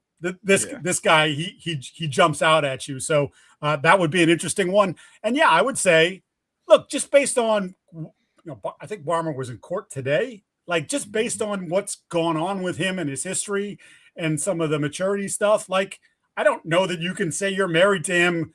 Like, something could happen tomorrow with him, and like, what are you going to do? So I would not be surprised if they looked at that position somewhere, whether it's in free agency or in the draft, and said, let's see if we can't find someone that can do something. Not completely like him, because when he is right, he's a freak. Yeah. But can we get someone to duplicate some of those skills? Quick temperature check on how the fans are feeling. I'm just going to put this one up here. Easeful Death. I'm going to throw up. You can use my bucket. Just wanted to see how you guys are doing. Okay. So use the Taylor's bucket, or just please not in the car. Okay. If you can just keep it out of the car. Real quick, because there was a signing in the division. Mike, were you a Kingsley Enagbare guy at all? I like him. Yeah. I mean, I don't, what did he get? He's just signed with the Jets. 1 year, $10 million. That's not bad to me. Not bad. I would have considered that. Yeah. I liked him like as an Anthony Jennings potential replacement. Because his tape, I know his pass rush stats are not good, but I'm watching it and I'm like, I don't know, man. If you put him with a really good coach, and I know he had DeMarcus Covington, it's not like he had bad coaching or anything, but I like how he moved. Like, he was an intriguing player. I don't love that he's in the division, but at least it's only for a year. I think that's a great point by you. I like how he moves. I think he moves well. So that's an interesting one. I wanted to throw out, as we're sitting here waiting for something else to happen. Trent McDuffie. I'm just watching the chat tear itself apart. I know they're dying. I'm watching it too. I feel for some people here. Some people are really going through it. So Trent McDuffie resets the cornerback market. Now it's only 100,000 more than who was that? I forget whether did Sauce get the most guaranteed and Stingley had the most per average annual value, or was it the other way around? Whatever it is, McDuffie's above that now. In fact, well above it in the guaranteed dollars. 100 million. The previous high was 89 and a half. Where's Christian Gonzalez go? And is there a place where you say you're going to say it? You're going to say it. You know what? I 2 firsts. Really like the player, but I really don't want to pay him 110 million guaranteed, 115 million guaranteed. Do you get to that place? Can I ask a quick question? Wait, let me follow your question with a question. Taylor, I can see the pain on his face. On this conversation. If you're going to draft guys in the first round, have them be top 3 to 5 at their position and not re-sign them, that seems to be silly business. Mm-hmm. There does seem to be there is, however, sense of, boy, I can get a haul and fill some other holes I might consider to be more pressing off of this, plus the money that I'm going to need to spend to acquire other people through free agency or other means. So I think a lot of people are like, of course you pay him, he's the best, but it's like, could you use that money and or those resources elsewhere is always part of that conversation. It's not a black and white discussion. Yeah, I brought up the Gonzo trade discussions like mid to late last season when he was in that. He wasn't bad, but I'm thinking, okay, if you're a guy that's about to get paid a lot of money, you need to make impact plays. Right. Because really, really good corners are the ones where you never hear their name. They're silent. Great corners, you only hear their name because a quarterback decided to throw at them and they made them pay for it. Gonzo wasn't that for a lot of last year. And that plus I thought that what he was lacking as a tackler, which it's situational, right? Sometimes, as Vrabel said, you don't care if he's giving up a catch, just go up and make the tackle. But sometimes I'm thinking, you're the best athlete on the field, man. Like, you could start baiting these guys and still understanding he was in a new system. But once you did see him, he flipped the switch after the Ravens game or whatever, where Zay Flowers kind of cooked him, to be fair. But that's a unique body type. Zay is a very unique player. Then you started to see he's ripping the ball out. He's actually getting these turnover opportunities. He's coming up and laying the wood. And you're remembering when Gonzo is making these tackles, he did everything that I was hoping to see from him to earn that contract. So for me, I think you pay him fairly. I don't really see what the holdup would be. I understand it's fair to acknowledge that he has been banged up each year. There's the hamstring, there was the concussions, there was the shoulder. Different things, but if you want to be very nitpicky about giving a guy a bunch of money, I guess that's the only real point, because he bought in. As long as Mike Vrabel's not just giving us lip service, he was like, oh no, he really did. He understood. And I think, didn't Gonzo acknowledge that he didn't know why he was doing things at one point in the season, but it kind of clicked. Yeah. So I think it makes sense. I think you pay him, because if they want to be the team where, we're going to draft and develop, it's a bad look when Christian Gonzalez, objectively a top 4 or 5 player, if not 3 at the position, is potentially not going to be brought back. But I don't know how the Patriots are operating right now in terms of that guaranteed money. I think that's going to be really important. I think it sends a message of how much you respect Gonzo with the contract that you offer him. And if you don't give him that guaranteed money, I don't think the deal gets done. I think it's a possibility, still a trade, but I don't like it. I disagree with it at this point. So I wrote a piece and people were like, as usual, as they do on Twitter, because they just read the characters in the Twitter. They didn't actually read the story. I said, do you choose the nuclear option? And this was when I was doing my preview review of the quarterback position. Say, hey, Sauce got 2 firsts. Like, is that something you would consider? Is that, especially considering the money? And now the McDuffie deal even changes that, to me, because I don't think I like McDuffie a lot. Mm-hmm. Is McDuffie a top 5 cornerback? No. Probably not, right? So Gonzalez is going to go, we got to the Super Bowl. I was the guy. You saw what I did in the Super Bowl, some of the JSN stuff, etc. And Albert Breer brought this up talking on the Quick Snap pod with Hoyer and David Andrews about the idea that some of these guys, and he didn't say Gonzalez was doing this. He wasn't reporting it, but he was like, but he definitely heard from somebody about sort of different approaches that people are taking now. And he said a lot of the best players now are like comparing themselves to the other best players from a non-quarterback perspective. So in other words, Jamar Chase makes $40 million a year. Why shouldn't I make $40 million if I'm Christian Gonzalez? I cover him. Parsons, I lock him down. Micah Parsons is making $40 million, 42, whatever it is. Why shouldn't I be in that neighborhood? And now that you see McDuffie get 100 and guaranteed, I do wonder, is he going to say, I want 120? I'm that much better. And is there a point where the Patriots go, It's a really important position. It's a great position. I just don't know that we can do that. Breaking-ish news, Austin Hooper, bye-bye. Yeah. To the Falcons for all of $3.25 million, which, again, nothing to scoff at for regular people, but a very, very small and reasonable deal there. But, again, you knew you were probably going to be entering this season really needy at the tight end position. You've got Hunter Henry and nothing else. It's a position they absolutely have to address in one way or another here as they move on.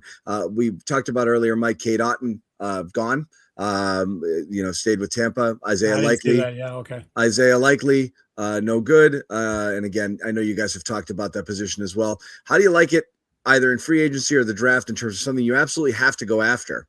Right. Yeah, I think it's up there, and I think Vrabel told you, hey, it's a really good draft for tight end. So I think they're definitely going to be putting their toes in that market. And I think there are several players that would be terrific fits for them. So yeah, I like that idea. Add as Taylor has been pushing for, add the big wide tight end so you can get a road grader out there, and then maybe a move tight end or a developmental tight end who can do a little bit of both. Obviously Eli Stowers jumps. Not only was his jump crazy, he elevated himself. But if you look at him, he's more of a big receiver to me than he is a tight end. But again, there's a place for that. And the Patriots did do that, years ago with McDaniels when they had Gronk and Hernandez. So, there can be a vision for that can be pretty useful. But there are other players, I think, in the draft as well that make a lot of sense. I've wanted them to address the position for 2 years in the last 2 drafts. So, I mean, can we do this finally? Can you do it at least once for me? Yeah, and there's different types of tight ends with the body types. You got your Ys that are in line, you have your Fs, but there's Fs that are move blockers, where they're still valuable in the run game. And then there's big slots, like a Travis Kelce, where you're like, you are backside. You don't want this guy to actually be a part of the run game. If anything, you're using him as a distraction or something like that.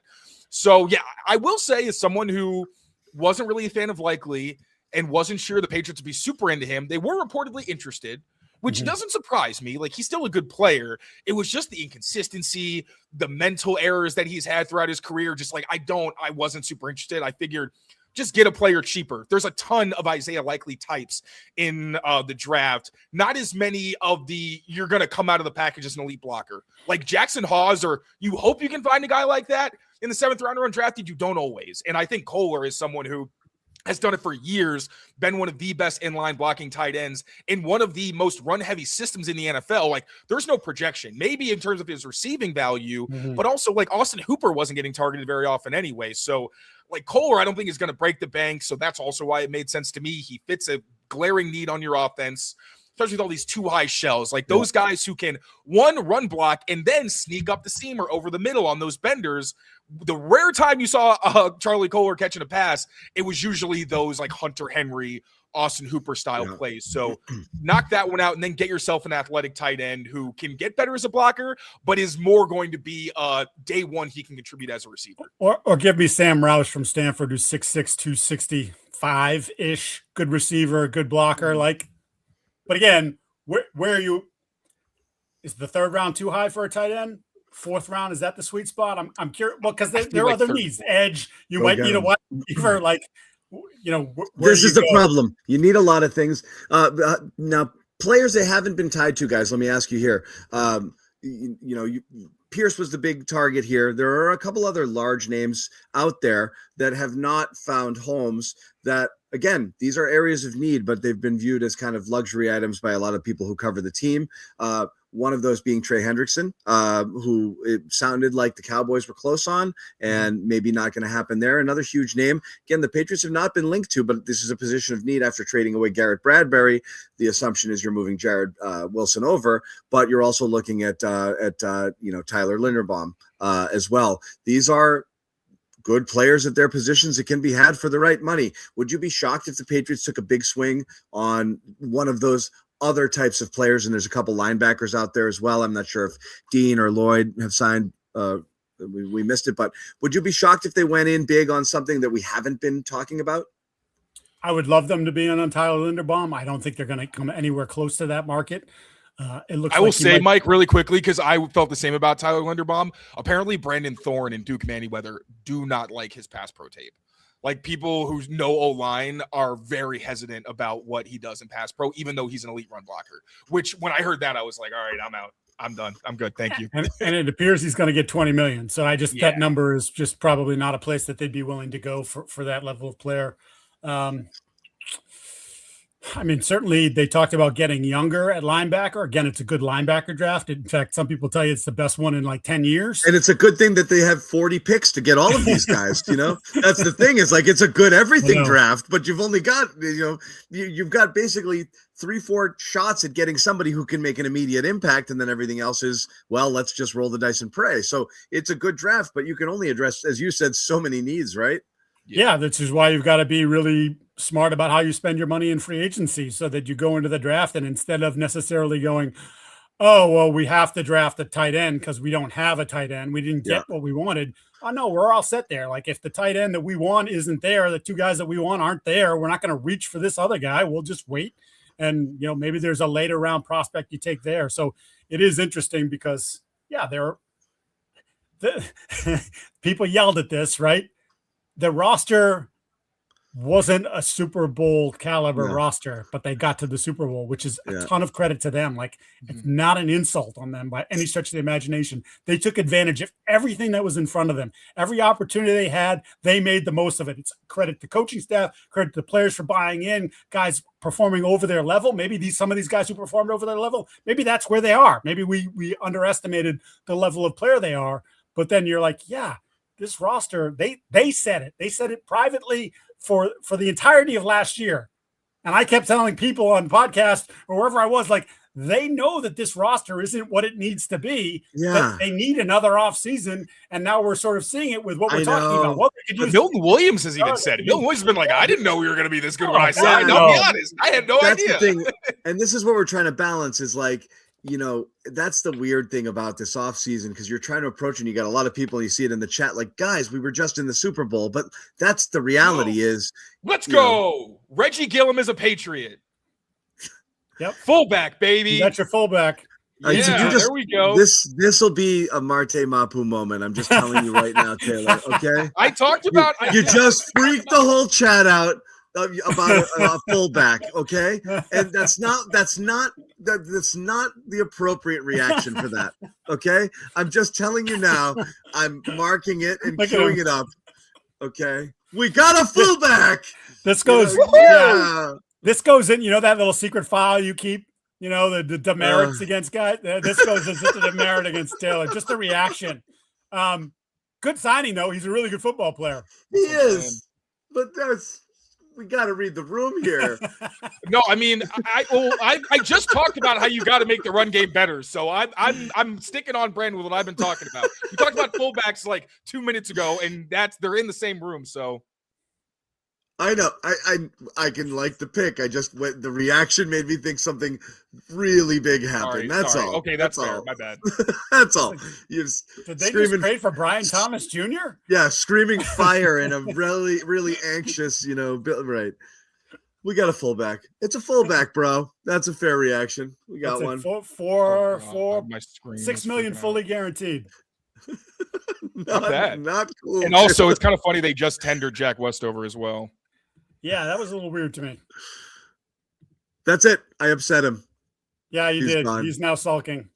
Way to go. He left. I'm gonna go enjoy my fullback in private. Okay. If you guys aren't gonna let me have it. You can't make fun of me. Yeah, you gotta splice the Mapu and the Reggie Gilliam. I mean, the Mapu was legendary. A little bit more excessive than the Reggie The Gilliam. funniest thing about the Mapu was it came legitimately moments after your best 5 available. Okay, they're all not. He put up Taylor's best 5 available graphic, and all of them were still on the board. And he overreacted to a guy that wasn't on the 5 guys he wanted the most. And I was like, dude. Like, and like a lot of them were, receiver and this and that everybody was all geeked up over. So that's what made that one great. I was like, we were just talking. You didn't mention him a minute ago among the guys you wanted the most. Yeah. But he's trying to pop back in here. Says his device isn't connected. We'll get him here. I don't want to tie up Mike for too long because he's holding it down over at BSJ. as keeping everybody updated with what's going on. If you haven't subscribed already, you absolutely should go check out Boston Sports Journal. It's as good a deal as you're going to get. And guys, if you have a lower third, you can throw it up there. Is it this? It's a Bedard lower third, but I can get there. So how about this one? Subscribe to Boston Sports Journal. It's only $7 a month or $50 a year. And they have this he's kind of there. God, let's wait till I can see you. Before we get in there. Subscribe to BSJ. They've really beefed up their football coverage, as you know, bringing on Mike Giardi. And Mike and Greg have it nailed down all year long. And, you got to pay for the good stuff sometimes, and those guys bring the goods. So, again, make sure you're subscribed. BSJ, $7 a month or $50 a year. What's up, Taylor? Hey. Sorry, did you go in the corner and give it a little? You're pouting a little bit. You were not defensive. Fullbacks. I'm going to talk shit about Tay. Only I talk shit about Tay. He went in. Taylor went in the other room, put on his helmet with a neck roll, and just started ramming into some stuff. Tom Rathman style, fullbacking it up in the other room, and now he's back here. That's cool. We got it. All right, Taylor, go ahead. Tell us for real. This was one of your guys. Let's talk about it without teasing. Okay. Yeah, no. So I really did because I really did think that the Patriots needed to get better when it came to run blocking at the skill positions.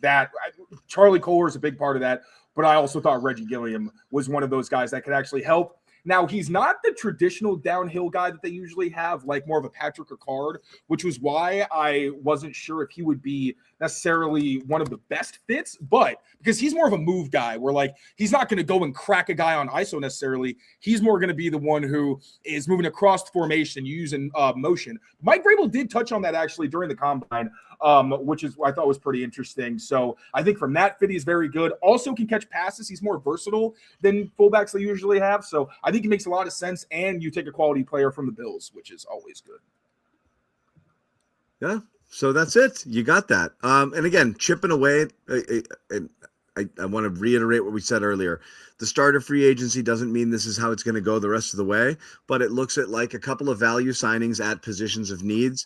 People were maybe hoping for something splashier, but that's what you have right now through free agency. One thing we haven't talked about is the free agents the Patriots have that you might want to see them bring back. And again, they've been, Kairos Tonga was someone who, a value deal on a 1-year deal certainly outplayed that contract, is in line to get, more money. Chase On is someone I think people wanted to get back, but now, given what happened today, maybe that's something that's not going to happen. Where are the priorities here, guys? Who do you think that of the ones you talked about, Hawkins as well, as someone who's out there of the Patriots available free agents right now? Who do you think they should try to make an effort to be competitive with? And try to retain? I think it's Tonga first and foremost for me. I think you saw the impact that he had on the field. There were some injury concerns late in the season that cost him to miss some time, but it works. He's terrific in the locker room as well. Took Joshua Farmer under his wing the entirety of the time, and I thought Farmer for the first half of the year before the injuries piled up was actually giving them a couple good snaps every game, which when you're getting 12 snaps and there's a couple that pop on tape every week, that to me was a good sign. So I just like his overall fit, what he was capable of doing for them. And the Hawkins is interesting to me because that was something that surprised me coming out of Indianapolis, talking to people there. Some people don't think he's a starter. Some people thought his market's going to be lower. To me, it works here. And maybe he's not the perfect player, but he's smart, good relationship with Woodson in terms of communication in the back end. If his price is depressed, because there was, I don't know, some of them projections were around $10 million a year. If you can get him for a couple of years, it says $7.5, $8 million per. I'd sign me up for that. Bring him back. Can you? I think you can. I think so too. I think he wants to be here. Yeah. Which, look, we say that, and if someone offers him $10 million a year and you're only offering him $7 million, that's life-changing money. You take the money. I get that. But if all things are equal-ish, I think he would come back. Yeah, I think Hawkins coming back is easy. I would like if he does for them to also address it in the draft for sure. Mm-hmm. I just wish they would upgrade, to be honest. That's my thing with safety is I think you can Kobe do better. Bryant to the Bears. And I like Kobe Bryant. He was my if you're not going to do Hawkins, go get Kobe Bryant. Where's my list? He has that cornerback ability, right? I mean, that's what he came in the league as. Oh, wait, no, that's receiver. Sorry. Where is it? For my free agents. Here it is. Yeah, he was my third guy. So yeah. I was on the same page as you. That's a little disappointing. So that's one of the potential upgrades that is gone. But also James Cook, if you just want a guy who maybe isn't going to be, or I'm sorry, Brian Cook. Brian Cook. Yeah, sorry. James Cook is the free agent? Right. Sorry, the Reggie Gilliam. I got outside zone in my head. At least if you want a more reliable tackler, I don't know that he's going to be quite as versatile. I don't know that he'll be quite the playmaker, but if there's one significant knock on Hawkins that's obvious when you watch it on the tape, it's the tackling, where I think he and Craig Woodson can get better when they're coming from depth. So Cook is better there. I'm going to pull up some of my other guys right now. I don't love the safety mark, though. I know it's deep, but upgrade. I like Curl, and Curl ends up staying. And by the way, the Rams just said, "Hey, our secondary was our weak point last year. We sucked. We trade for McDuffie, signed Jalen Watson, also from the Chiefs. We keep Curl, who was your best player in the secondary. It's like, oh, we're loaded. We're going this year. Now it's a problem. So." Now that there's no Kobe Bryant, honestly, yeah, it feels like Jalen Hawkins is probably the way. You could go Brian Cook, is younger, again, more reliable in that way. And because he's young, there's chance for upside. Like Jalen Hawkins had never been a starter before. And that's another concern is, okay, can he be that another year? Will he continue to improve, or is that the best that Jalen Hawkins will ever be? Which is probably why his market isn't great. Because here now people talk about it's kind of disrespectful. Like they said he's just not a starting caliber player. Yeah, I was like, did you watch the same football that I watched? Right. And I will say he has been involved in quite a few busts. Anytime they use zero and had him covering a wide receiver from depth, he was going to get burned. The touchdown against the Broncos, where he clearly has very bad eye discipline, and it looked like Vrabel was pissed off on the sideline because it looked like that was something that they knew was coming, and he still fell for. So not like Hawkins is perfect, but if he's cheap, get him on board for a couple years, you 3, and then one's a dummy, and then get somebody in the draft is probably the best way to go at this point. Yeah, and again, it's another need. I guess let me ask you this, guys. Rank the needs, okay? Right now, just you look at it, and again, there appear to be, significant. You could run it back and probably be okay some places. If you were to bring back Hawkins, maybe the need at safety is not as big. But let's rank it from starting with you got to really do something here to upgrades would be nice in terms of positionally. What's at the top of your list? Go ahead. Right now, safety probably, because you don't have to start top of your list. Yeah, just right now, because before Dre'Mont Jones, it was edge, because those are two positions where you have almost complete uncertainty. At least safety, you have Craig Woodson. Harold Landry is a question mark. So I still think safety is number one for now. But again, one signing, and that's very different. I still think edge is up there. I would still like to get a quality pass rusher. Tight end is up there because, again, I would consider your second tight end a starter, especially considering what's happened with Hunter Henry over the last 2 years when you get deeper into the season. So that's a glaring red flag. And still wide receiver. I think that I would consider Kayshon Boutte, Matt Collins, and Demario Douglas to all be fringe starters because they're all like Mac is good intermediate. Pop is good, deep, sometimes short.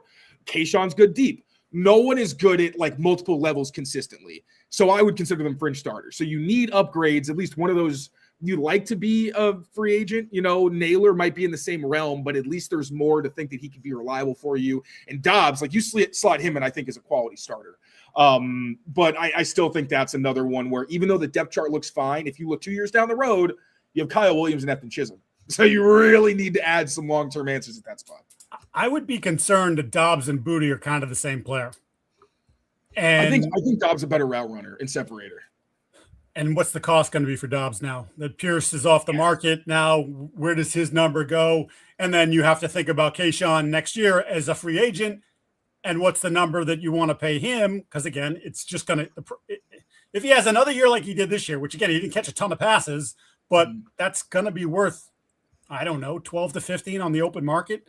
Do you want to pay that level of money for that kind of player? I think sometimes the teams get themselves in trouble. And I think the Bills are a prime example of this, of paying too many guys who aren't difference makers that sort of money. Joshua Palmer at $12 million a year, that's killing them. That's like he did nothing for them, made no impact whatsoever. Couldn't, even when he was healthy, couldn't get on the field.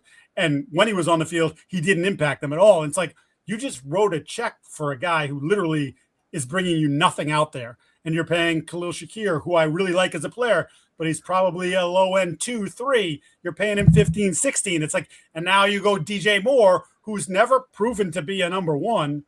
You're paying him low to mid range. That's more mid range number one money.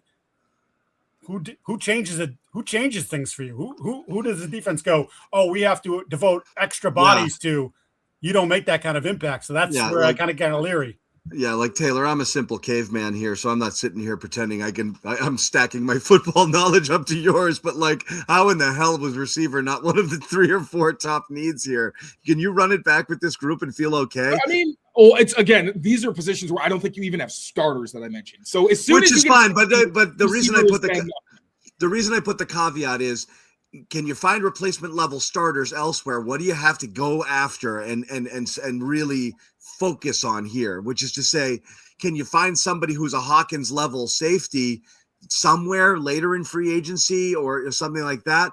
Might be easier than what you need to do to acquire other places where if you don't upgrade, you're in a lot of trouble, you know? Like, and again, I mean, we look at the O-line here. I don't know that you're feeling okay there too, you know, in terms of that. I think your simple basic fan would look at it and say receiver, tight end, O-line, edge, you know, for sure. And then the other stuff, yeah, but I don't mind getting it cheaply and just being, as Mike said, maybe this isn't the impact position I need to worry about as much. Well, I still think it's that you still do have a hole to fill with Stephon Diggs. Like, that is still a significant problem. But it's one where at least you have people on the roster. If the Patriots went into the season with the receiver room they have now, they could still function. Like, if Kyle Williams takes a step forward, I think that room looks pretty significantly different because now you have someone who's more explosive than Diggs. He might not be as reliable, but I think you can expect not 1,000 yards, but at least enough big plays that you're saying, okay, you know, if you where's your confidence level on that? Because that would be great.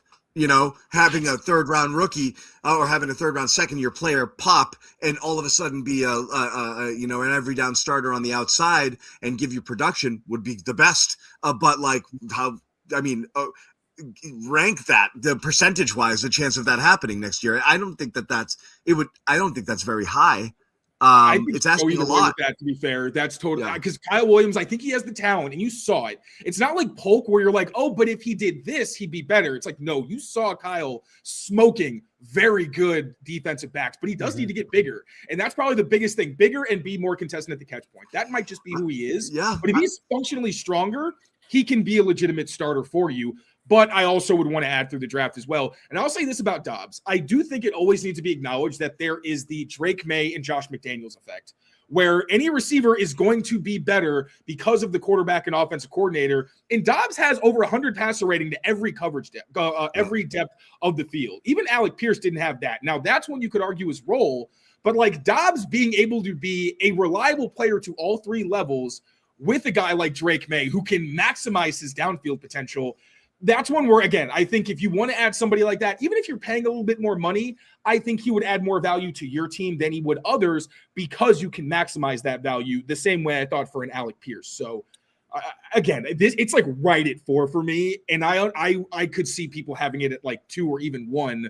But again, I think you could function going into with the room that you have now. You can't function with the safety rooms, tight end rooms, or edge rooms that you have. Maybe edge, but I still wouldn't feel very comfortable. Yeah, you could function at edge, but yeah, I would still want some more juice there. It's funny, Brian Thomas Jr. got a lot of our interest because there's rumblings that he might be available from Jacksonville, and it's a classic buy low. You know, he was awesome as a rookie. He's a straight line guy. He doesn't like to run over the middle of the field, so he hated it. Yeah, they tried the quick game this year, and he was like, I don't want that. So. Obviously a good fit in terms of you have a quarterback who can push the ball down the field, but you do have to do some other stuff. And I don't know that if he's willing to do that sort of thing, but we haven't talked about the overall, and I haven't heard anyone talk about Jaden Reed from Green Bay. I love him. He's such a good player, and he's had some injury issues and there's been some inconsistency things there, but like, I'm just trying to pick my brain of like, if you look at this receiving group now and you're like, I don't want this guy. I don't find that guy. You still need to find someone. If the price is too high for AJ Brown, which it is right now, like where's the natural pivot point? And you got to start looking at other rosters saying, would they be interested in doing a deal. Wicks, Jaden Reed, Matthew Golden, who's more of an outside player, but you get my point. Like they have some bodies there. Maybe that's a place where you could turn. Why is wide receiver so weird for the Packers? Every Packers receiver who is inconsistent, and it's like they have 8 of them all the time. Why is that? Davion Williams too, right? They drafted him last year. Yeah, and he didn't play. So what? Matthew Golden can't get on the field. I never understand what's going on in Green Bay. I feel like someone's always upset, or someone's hurt, or someone hasn't caught a ball in 3 games. I'm upset. John, don't be upset. No one cares. We're gonna be okay. Oh, Osai went to the. It's so funny. I had Enigbari and Osai, very similar types of players, and both went to the Jets. Like just run stoppers who have their, at least Enigbari I think has upside as a pass rusher. Osai, I was just like, can someone tell me why he starts so much? I think he's fine, but I always thought he was more of a rotational player. Cade Mays to Detroit. How about Isaac Seumalo? How do you feel about him? Left guard. Oh, I did want to ask you about how you think they're going to address guard. So Seumalo has the shoulder. I think it's like soft tissue shoulder injuries for him, and he's older. So I liked it looking at the name, and I know he's a good player, but I feel like it probably makes more sense for him. The Steelers haven't replaced him, right? He could still go back to. No, he could still go back there.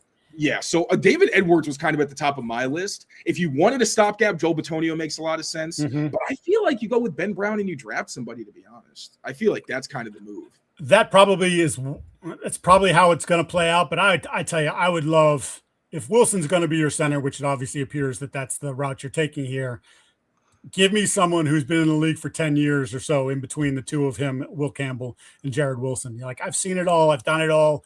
And, I can help you guys through this.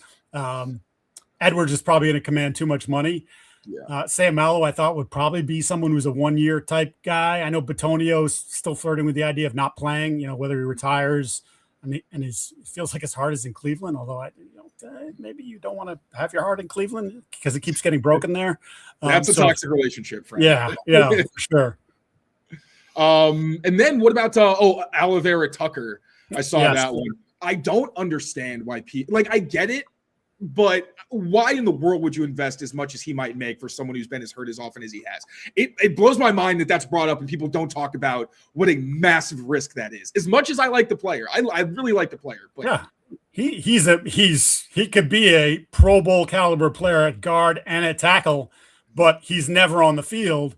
To me, if you were going to go into that market, that's a 1-year deal. We'll give you $12 million with a bunch of stuff in there that, if you don't play, we're paying whatever it is. But the idea of giving him real guaranteed money for multiple years makes no sense. Like, hey, prove you're healthy and we'll write you a fat check. But until you prove it, you just can't count on that guy. And he's got hurt in preseason. It's like you don't even get to the season with him and you're like, oh, we already lost him? Yeah, great. That's not what they need. So it's in some of these positions, the more you look at them, they look deep when you look at the PFF rankings, right? It's like, oh, I know that name. I know that name too. This guy graded out really well. But it's kind of like with the edge and receiver classes in the draft for me, where when you really put a magnifying glass up with your team in mind, it's like, right. Maybe not. Like you might have to either, like with the draft, I feel like you might need to be aggressive early. And with guard, I'm like, honestly, Ben Brown's not a bad player either. I understand he's a backup and all that. Gave up no sacks. I think it was 2 hits when he played. Plays well next to Will Campbell. We saw that all the way back in the preseason where it was like, damn, those two were actually – I honestly think that right now, if you walked in with Jared Wilson, assuming that he takes a step forward in his development, all that, I think the offensive line is better than it was last year. Because we knew that Ben Brown was probably a better guard than Jared Wilson, but you understood you don't want to yank the kid, pull his confidence. He's not atrocious necessarily, he got exposed at times, but he was quiet for a lot of that as well.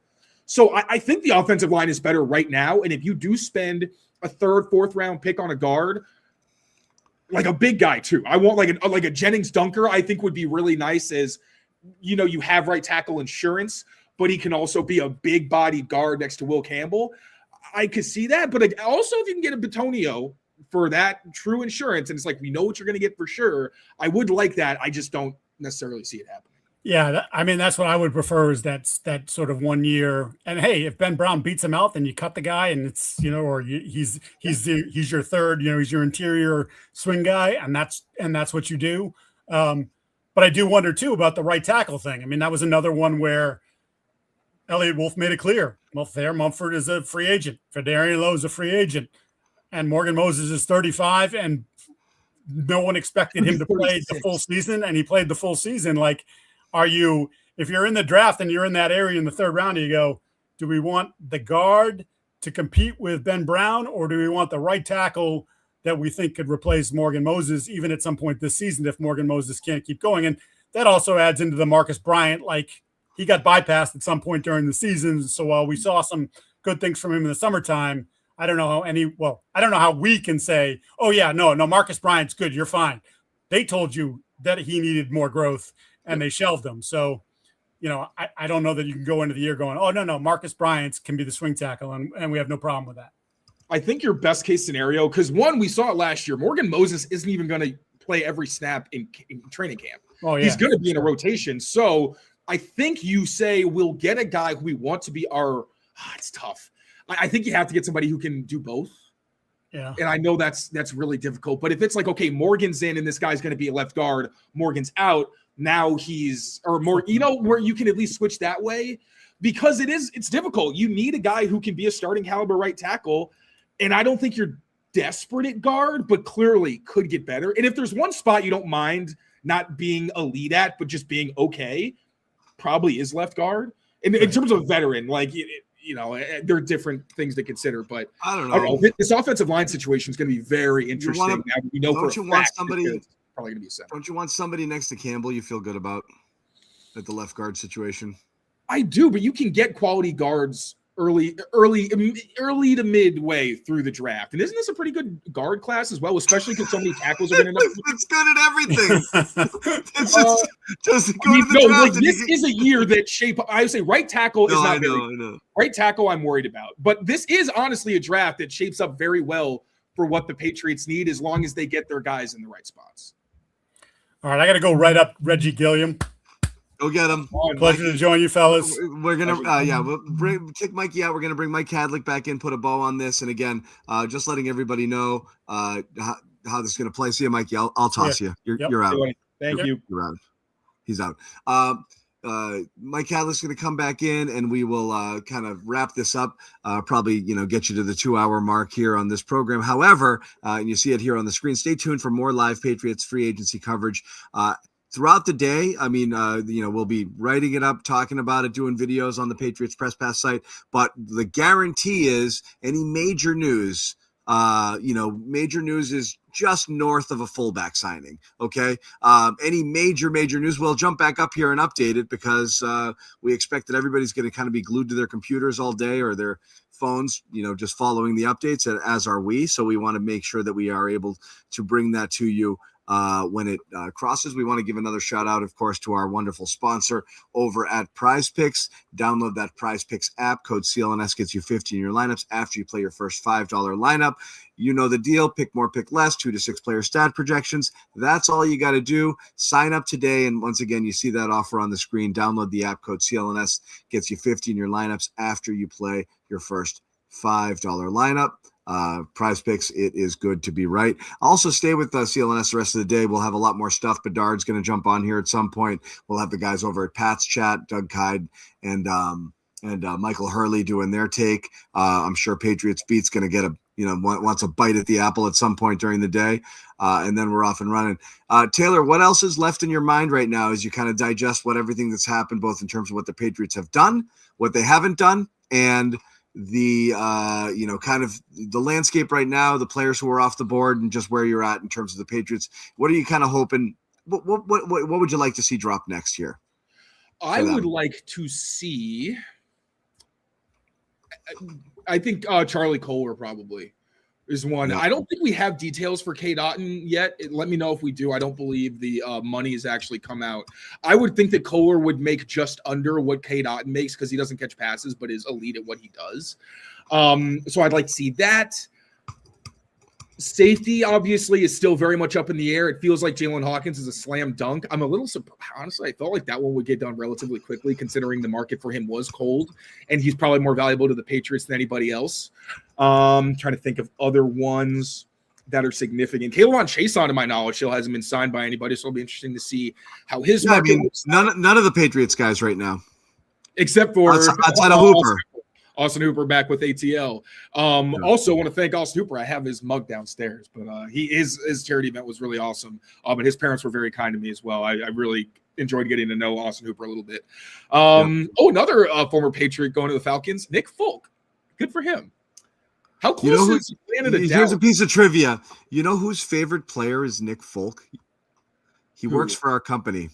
Bobby Manning loves Nick Folk. Of course, dude, they can be related. He legitimately thinks Nick Folk is electric. He's used that term to describe electric. What? I'm telling you. How does that synonym even come to his head? Apparently, I have no idea how you could talk about electric. A kicker with 48. Who's electric? Nick Folk. The 45-year-old kicker. With range up to 48 yards. Yeah. If any kicker in the NFL is electric, it's Brandon Aubrey, and that's it. He's the only one who's. It was in the Patriots down year when Folk was just going 6 for 6 from field goals, and Bobby was like, "This guy's." We're like, "All right, Bobby, enough." Except for if it was 50 yards. Mikey, catch us up. I know you've missed some stuff, but anything that was on your mind during kind of this last little window here of all the things that have happened. So what I was doing, a fullback, what I was doing was and Taylor's reaction to that fullback. I was just excited there was news and we had talked about Gilliam and everything, so I was. It's all right. Did he Mapu a fullback? He fully Mapu'd a fullback. Yeah, I don't think it was that. It wasn't Mapu. I was just excited for news. Guys, run it back. Okay, get it. We'll see if he Mapu'd it or not. But anyway, go ahead, Mike. No, I was touching base across the NFL. Cut some news. Kobe Bryant, safety, who we've talked about, goes to the Bears. Unfortunate. Patriots get a fullback, which is good. I'm not gonna. Linderbaum, Raiders. Just okay. So Linderbaum, Johnson's gonna stick at guard. That's interesting. 3-81. Yeah. You guys didn't want to go over 20 on Linderbaum. 3-81. Again, we'll see what that actual money is. Oh my God, that's got to be a lot of. If this, then that. Who knows? Anyway, sorry, Mike. 27 for no, that's fine. Malik Willis goes to Miami, so he comes to the division. What did you think about that, by the way? Because we were saying they should have just committed to the tank, and then Malik was stupid. Well, I don't think Malik is stupid because I think he's just signing Malik. Yeah, no. So what's the last? Yeah, what an idiot. No. Taylor would never call a player stupid. I was thinking more so like signing with he was stupid for signing with the Dolphins versus another team. Bro, get your bag. Go to Miami. That was what I was gonna say. Yeah. He gets a shitload of money. Why not? The only thing is he knows Halfley from Green Bay, so there's a connection there. So maybe he brings him in as like this can be a bridge type deal. But if you're Miami, I'm with you. They just cut Tua. They spread the dead money over 2 years, so they're gonna have to work around that somehow. So yeah, maybe you commit to the tank and let, I think Arizona might have been in on Willis as well. So he could have went there, which they should also frankly commit to a tank Arizona, but because they have the Kyler Murray money on their books as well. So what do the Cardinals do? I don't know. I like 3 players on that sometimes team. Play football. I don't know. If there was a team that most people couldn't name 5 players, I don't think any team would have fewer players people could name than the Cardinals. Yeah. But as far as Willis, I think he's a good player. He showed that he can play in Green Bay last season when Jordan Love went down. I just don't think Miami around him is good enough for them to be. I feel like that'll just be a middling team once again with Willis and what they have, unless they strike lightning in bottle. I forget who their OC is, but potentially that's a decent pairing. But can't trade Waddle, by the way. Now there's no way you trade Waddle. No, you gotta try and keep at least some of that together. You can't go sign a big name or a big contract like that and then start to rip it down to the studs elsewhere. Besides that, still curious where the Patriots are going to go at wide receiver. Top safety goes off the board in Kobe Bryant, so we'll see if they pounce on somebody else like a Brian Cook from Kansas City, or if they end up re-signing Jalen Hawkins. Fullback is back, which is fun. We'll see. We'll see what they can do with Gilliam, and is someone who's more dynamic than like we talked about Taylor. It's not just a Pat Ricard who's going to be a downhill hole opener. Gilliam can do a little bit more for you, so we'll see what happens there. But besides that, I think really the big story still is that they still need to address wide receiver at some point here and not just go into the draft, banking on trying to get someone at 31, whether it's, whether an AJ Brown thing come to light or whether it's Romeo Doubs or someone else here. They still got to make something happen at wide receiver. Taylor doesn't think so. No, somebody said this made me laugh. Oh. No, that's the splash. We put it on the list of immediate needs, and Taylor had wide receiver. I was like, "What's the most pressing positional need?" And Taylor went through quite a few before he got to receiver, and the chat was like, "Dude, what are you doing, My thinking was that if they went into the season with their safety room, I know. I'm just busting and what was your tight end and receiver rooms the way they are. You can function at receiver. You might be able to function at edge. You would not be able to function at safety or tight end. Was my point. And Austin Hooper goes to Atlanta too. So not that we talked about tight end options and if he would come back on a team friendly because he knows the area, he knows the coaches, but I think he was probably equally as familiar with Atlanta and Kevin Stefanski. So, that made sense for him. Yeah, I forgot about. Oh my God. Yeah, that was such a slam dunk. Oh my God. Yeah. So, he knows that franchise and played with Stefanski there. So, I mean, that kills two birds with one stone for him. And now we wait and see what happens. But I think there's still more to be done. Dre'Mont Jones, the big one. And really, what's it? Jones and Gilliam? Is that all we're at right now for New England? That's all they're at right now. Outside of Pierce, what was the signing? Was it Bryant? What was the signing that happened by another team, guys, that you're like, damn, I wish that was the Patriots? You already know. I only have one.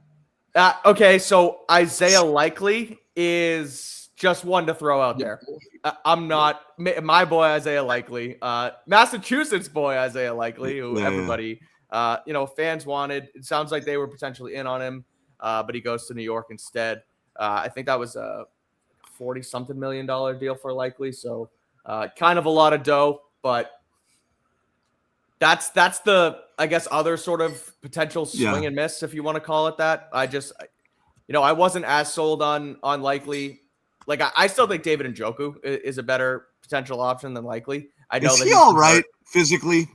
That's what I was going to say. I know that he's been hurt, but you mean because he burned his face off or because he's had other injuries? Just generally speaking, he's had some issues. Like, is he the guy that, people thought he might be a couple of years ago, kind of a do-it-all tight end that just hasn't found the right opportunity? Like, I think so. What are you getting out of Njoku if you brought him in?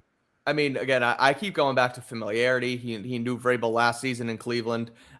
Josh McDaniels likes his tight ends that, can block when they have to, can catch the ball when they have to. I think Njoku brings a lot of that. You can move him around a bunch. And he's had success in a system and in a franchise that hasn't had success around him. So, I think in the right spot. Now he is a little bit older. Still can't believe he was drafted. Was it 2013, Taylor, when we were going through it? Like, I couldn't believe he was as old as he actually is. Oh, yeah. Or maybe not 2013. That's too old, but because he's not been in the league for 13. 2017 he was drafted. Okay. So still, he's older. He's going to be 30. But I wonder if, depending on, you look at Likely's number and what Njoku could go for, if the potential Patriots could potentially jump in there. Yeah. So that's one that I could maybe see, just given the familiarity and the need at the position. Okay. I don't mean boring. There's no one really like there. Kobe Bryant was the one guy I wanted, but he's making a lot of money. And they get that contract, like, yeah, man, no, good for you. I get Jalen Hawkins for like $10 million or less and get yourself the future at safety alongside Craig Woodson. But I haven't been particularly moved by a lot of these anything. I mean, Alec Pierce heartbreak, that's all that matters in my life. It's starting to set in now. We're 2 hours in and it's starting to set in. But again, if there's anything that could, wash away the Taylor, the heartbreak. And hold on one second. Get this lower third off the screen, guys. Anything that could wash away that heartbreak for Taylor is, you didn't get the receiver, but you did. You got the fullback. And here was, you can be the judge, Mike, whether or not Taylor Mapu'd this or not. Okay. Season, because you're trying to approach and you got a lot of people and you see it in the chat like, guys, we were just in the Super Bowl, but that's the reality. Is let's go. Reggie Gilliam is a Patriot. Yep. Fullback, baby. That's your fullback. There we go. This will be a Marte Mapu moment. I'm just telling you right now, Taylor. Okay. I talked about. You just freaked the whole chat out about a fullback, okay? And that's not awesome. that's not the appropriate reaction for that, okay? I'm just telling you now. I'm marking it. And he's shaking his head. Okay, we got a fullback. This goes, yeah. This goes in. You know that little secret file you keep. You know the demerits against guys. This goes into the demerit against Taylor. Just the reaction. Good signing though. He's a really good football player. He is, but we got to read the room here. No, I mean, I just talked about how you got to make the run game better. So I'm sticking on brand with what I've been talking about. We talked about fullbacks like 2 minutes ago, and they're in the same room. So I know. I didn't like the pick. I just the reaction made me think something really big happened. That's all. Okay, that's fair. All. My bad. That's all. Did they just trade for Brian Thomas Jr.? Yeah, screaming fire in a really anxious. Right. I didn't realize. It's a I didn't realize that I did that much at the very beginning. I didn't. It's okay. I was gonna say it's the look to the screen and then the it's like it's the. I loved it. It didn't feel like, I could see how that was alarming. I'm sorry. After when you're like, when you say, Pat signed Reggie Gilliam, let's go. It's like, okay, I can see that, but it's Taylor, don't ever change. We need these. Oh, we need the enthusiasm. We need these moments. Don't ever change. I'm just kidding. It's just, it's great when that happens. Anyway, it did feel like Brian Thomas Jr. was on his way to New England. Oh, right, exactly. Anyway, we're 2 hours in, so we will say that we do have to bolt here. But we absolutely want you to subscribe to the Pat's Daily podcast here. Mike and Taylor, you're going to see a lot of these guys over the next few days, next few weeks, all the way through with, free agency coverage as it unfolds, with it officially beginning on Wednesday. But again, we're expecting news later today, tomorrow, who knows? We promise we will pop back up. Anything big happens, we will be here. We'll turn it around as quickly as possible, react, get your reactions to it. And we're just going to be here available doing this, for the next several days as the Patriots kind of wade their way through the free agency waters. And of course, there's going to be a ton of draft coverage as well coming up after free agency kind of mellows out, as we turn our focus to how else can the Patriots improve their roster, which reached the Super Bowl just a couple of months ago. Last shout out to Prizepicks, our sponsor here on Patriots Daily. Download that Prizepicks app, code CLNS, get 50 in your lineups after you play your first $5 lineup. Number one daily fantasy sports app in all of North America. As you see the offer there on the screen, go ahead and sign up today if you haven't already. Big thanks to Mike Giardi, who jumped on here, devoted some of his time. So go check his stuff out over at BSJ. Mike Kadlick is going to be writing stuff up over at SI all day long. So again, you can keep up with what Mike's working on. And of course, Taylor Kyles on CLNSmedia.com and over here on the Patriots Press Pass channel. Keeping things covered for you throughout, and obviously on his Twitter handle, as well as he's commenting and reacting to the news of the day. We are going to wrap it, guys. We're going to say goodbye. I just got to find the outro button, and then I'm going to press it, and then we're going to say see you hopefully later today, should the Patriots end up doing something big. And again, thanks to you guys for tuning in the middle of a Monday afternoon and keeping things fun and lively for us. It was a lot of fun. Take care, all. See you guys.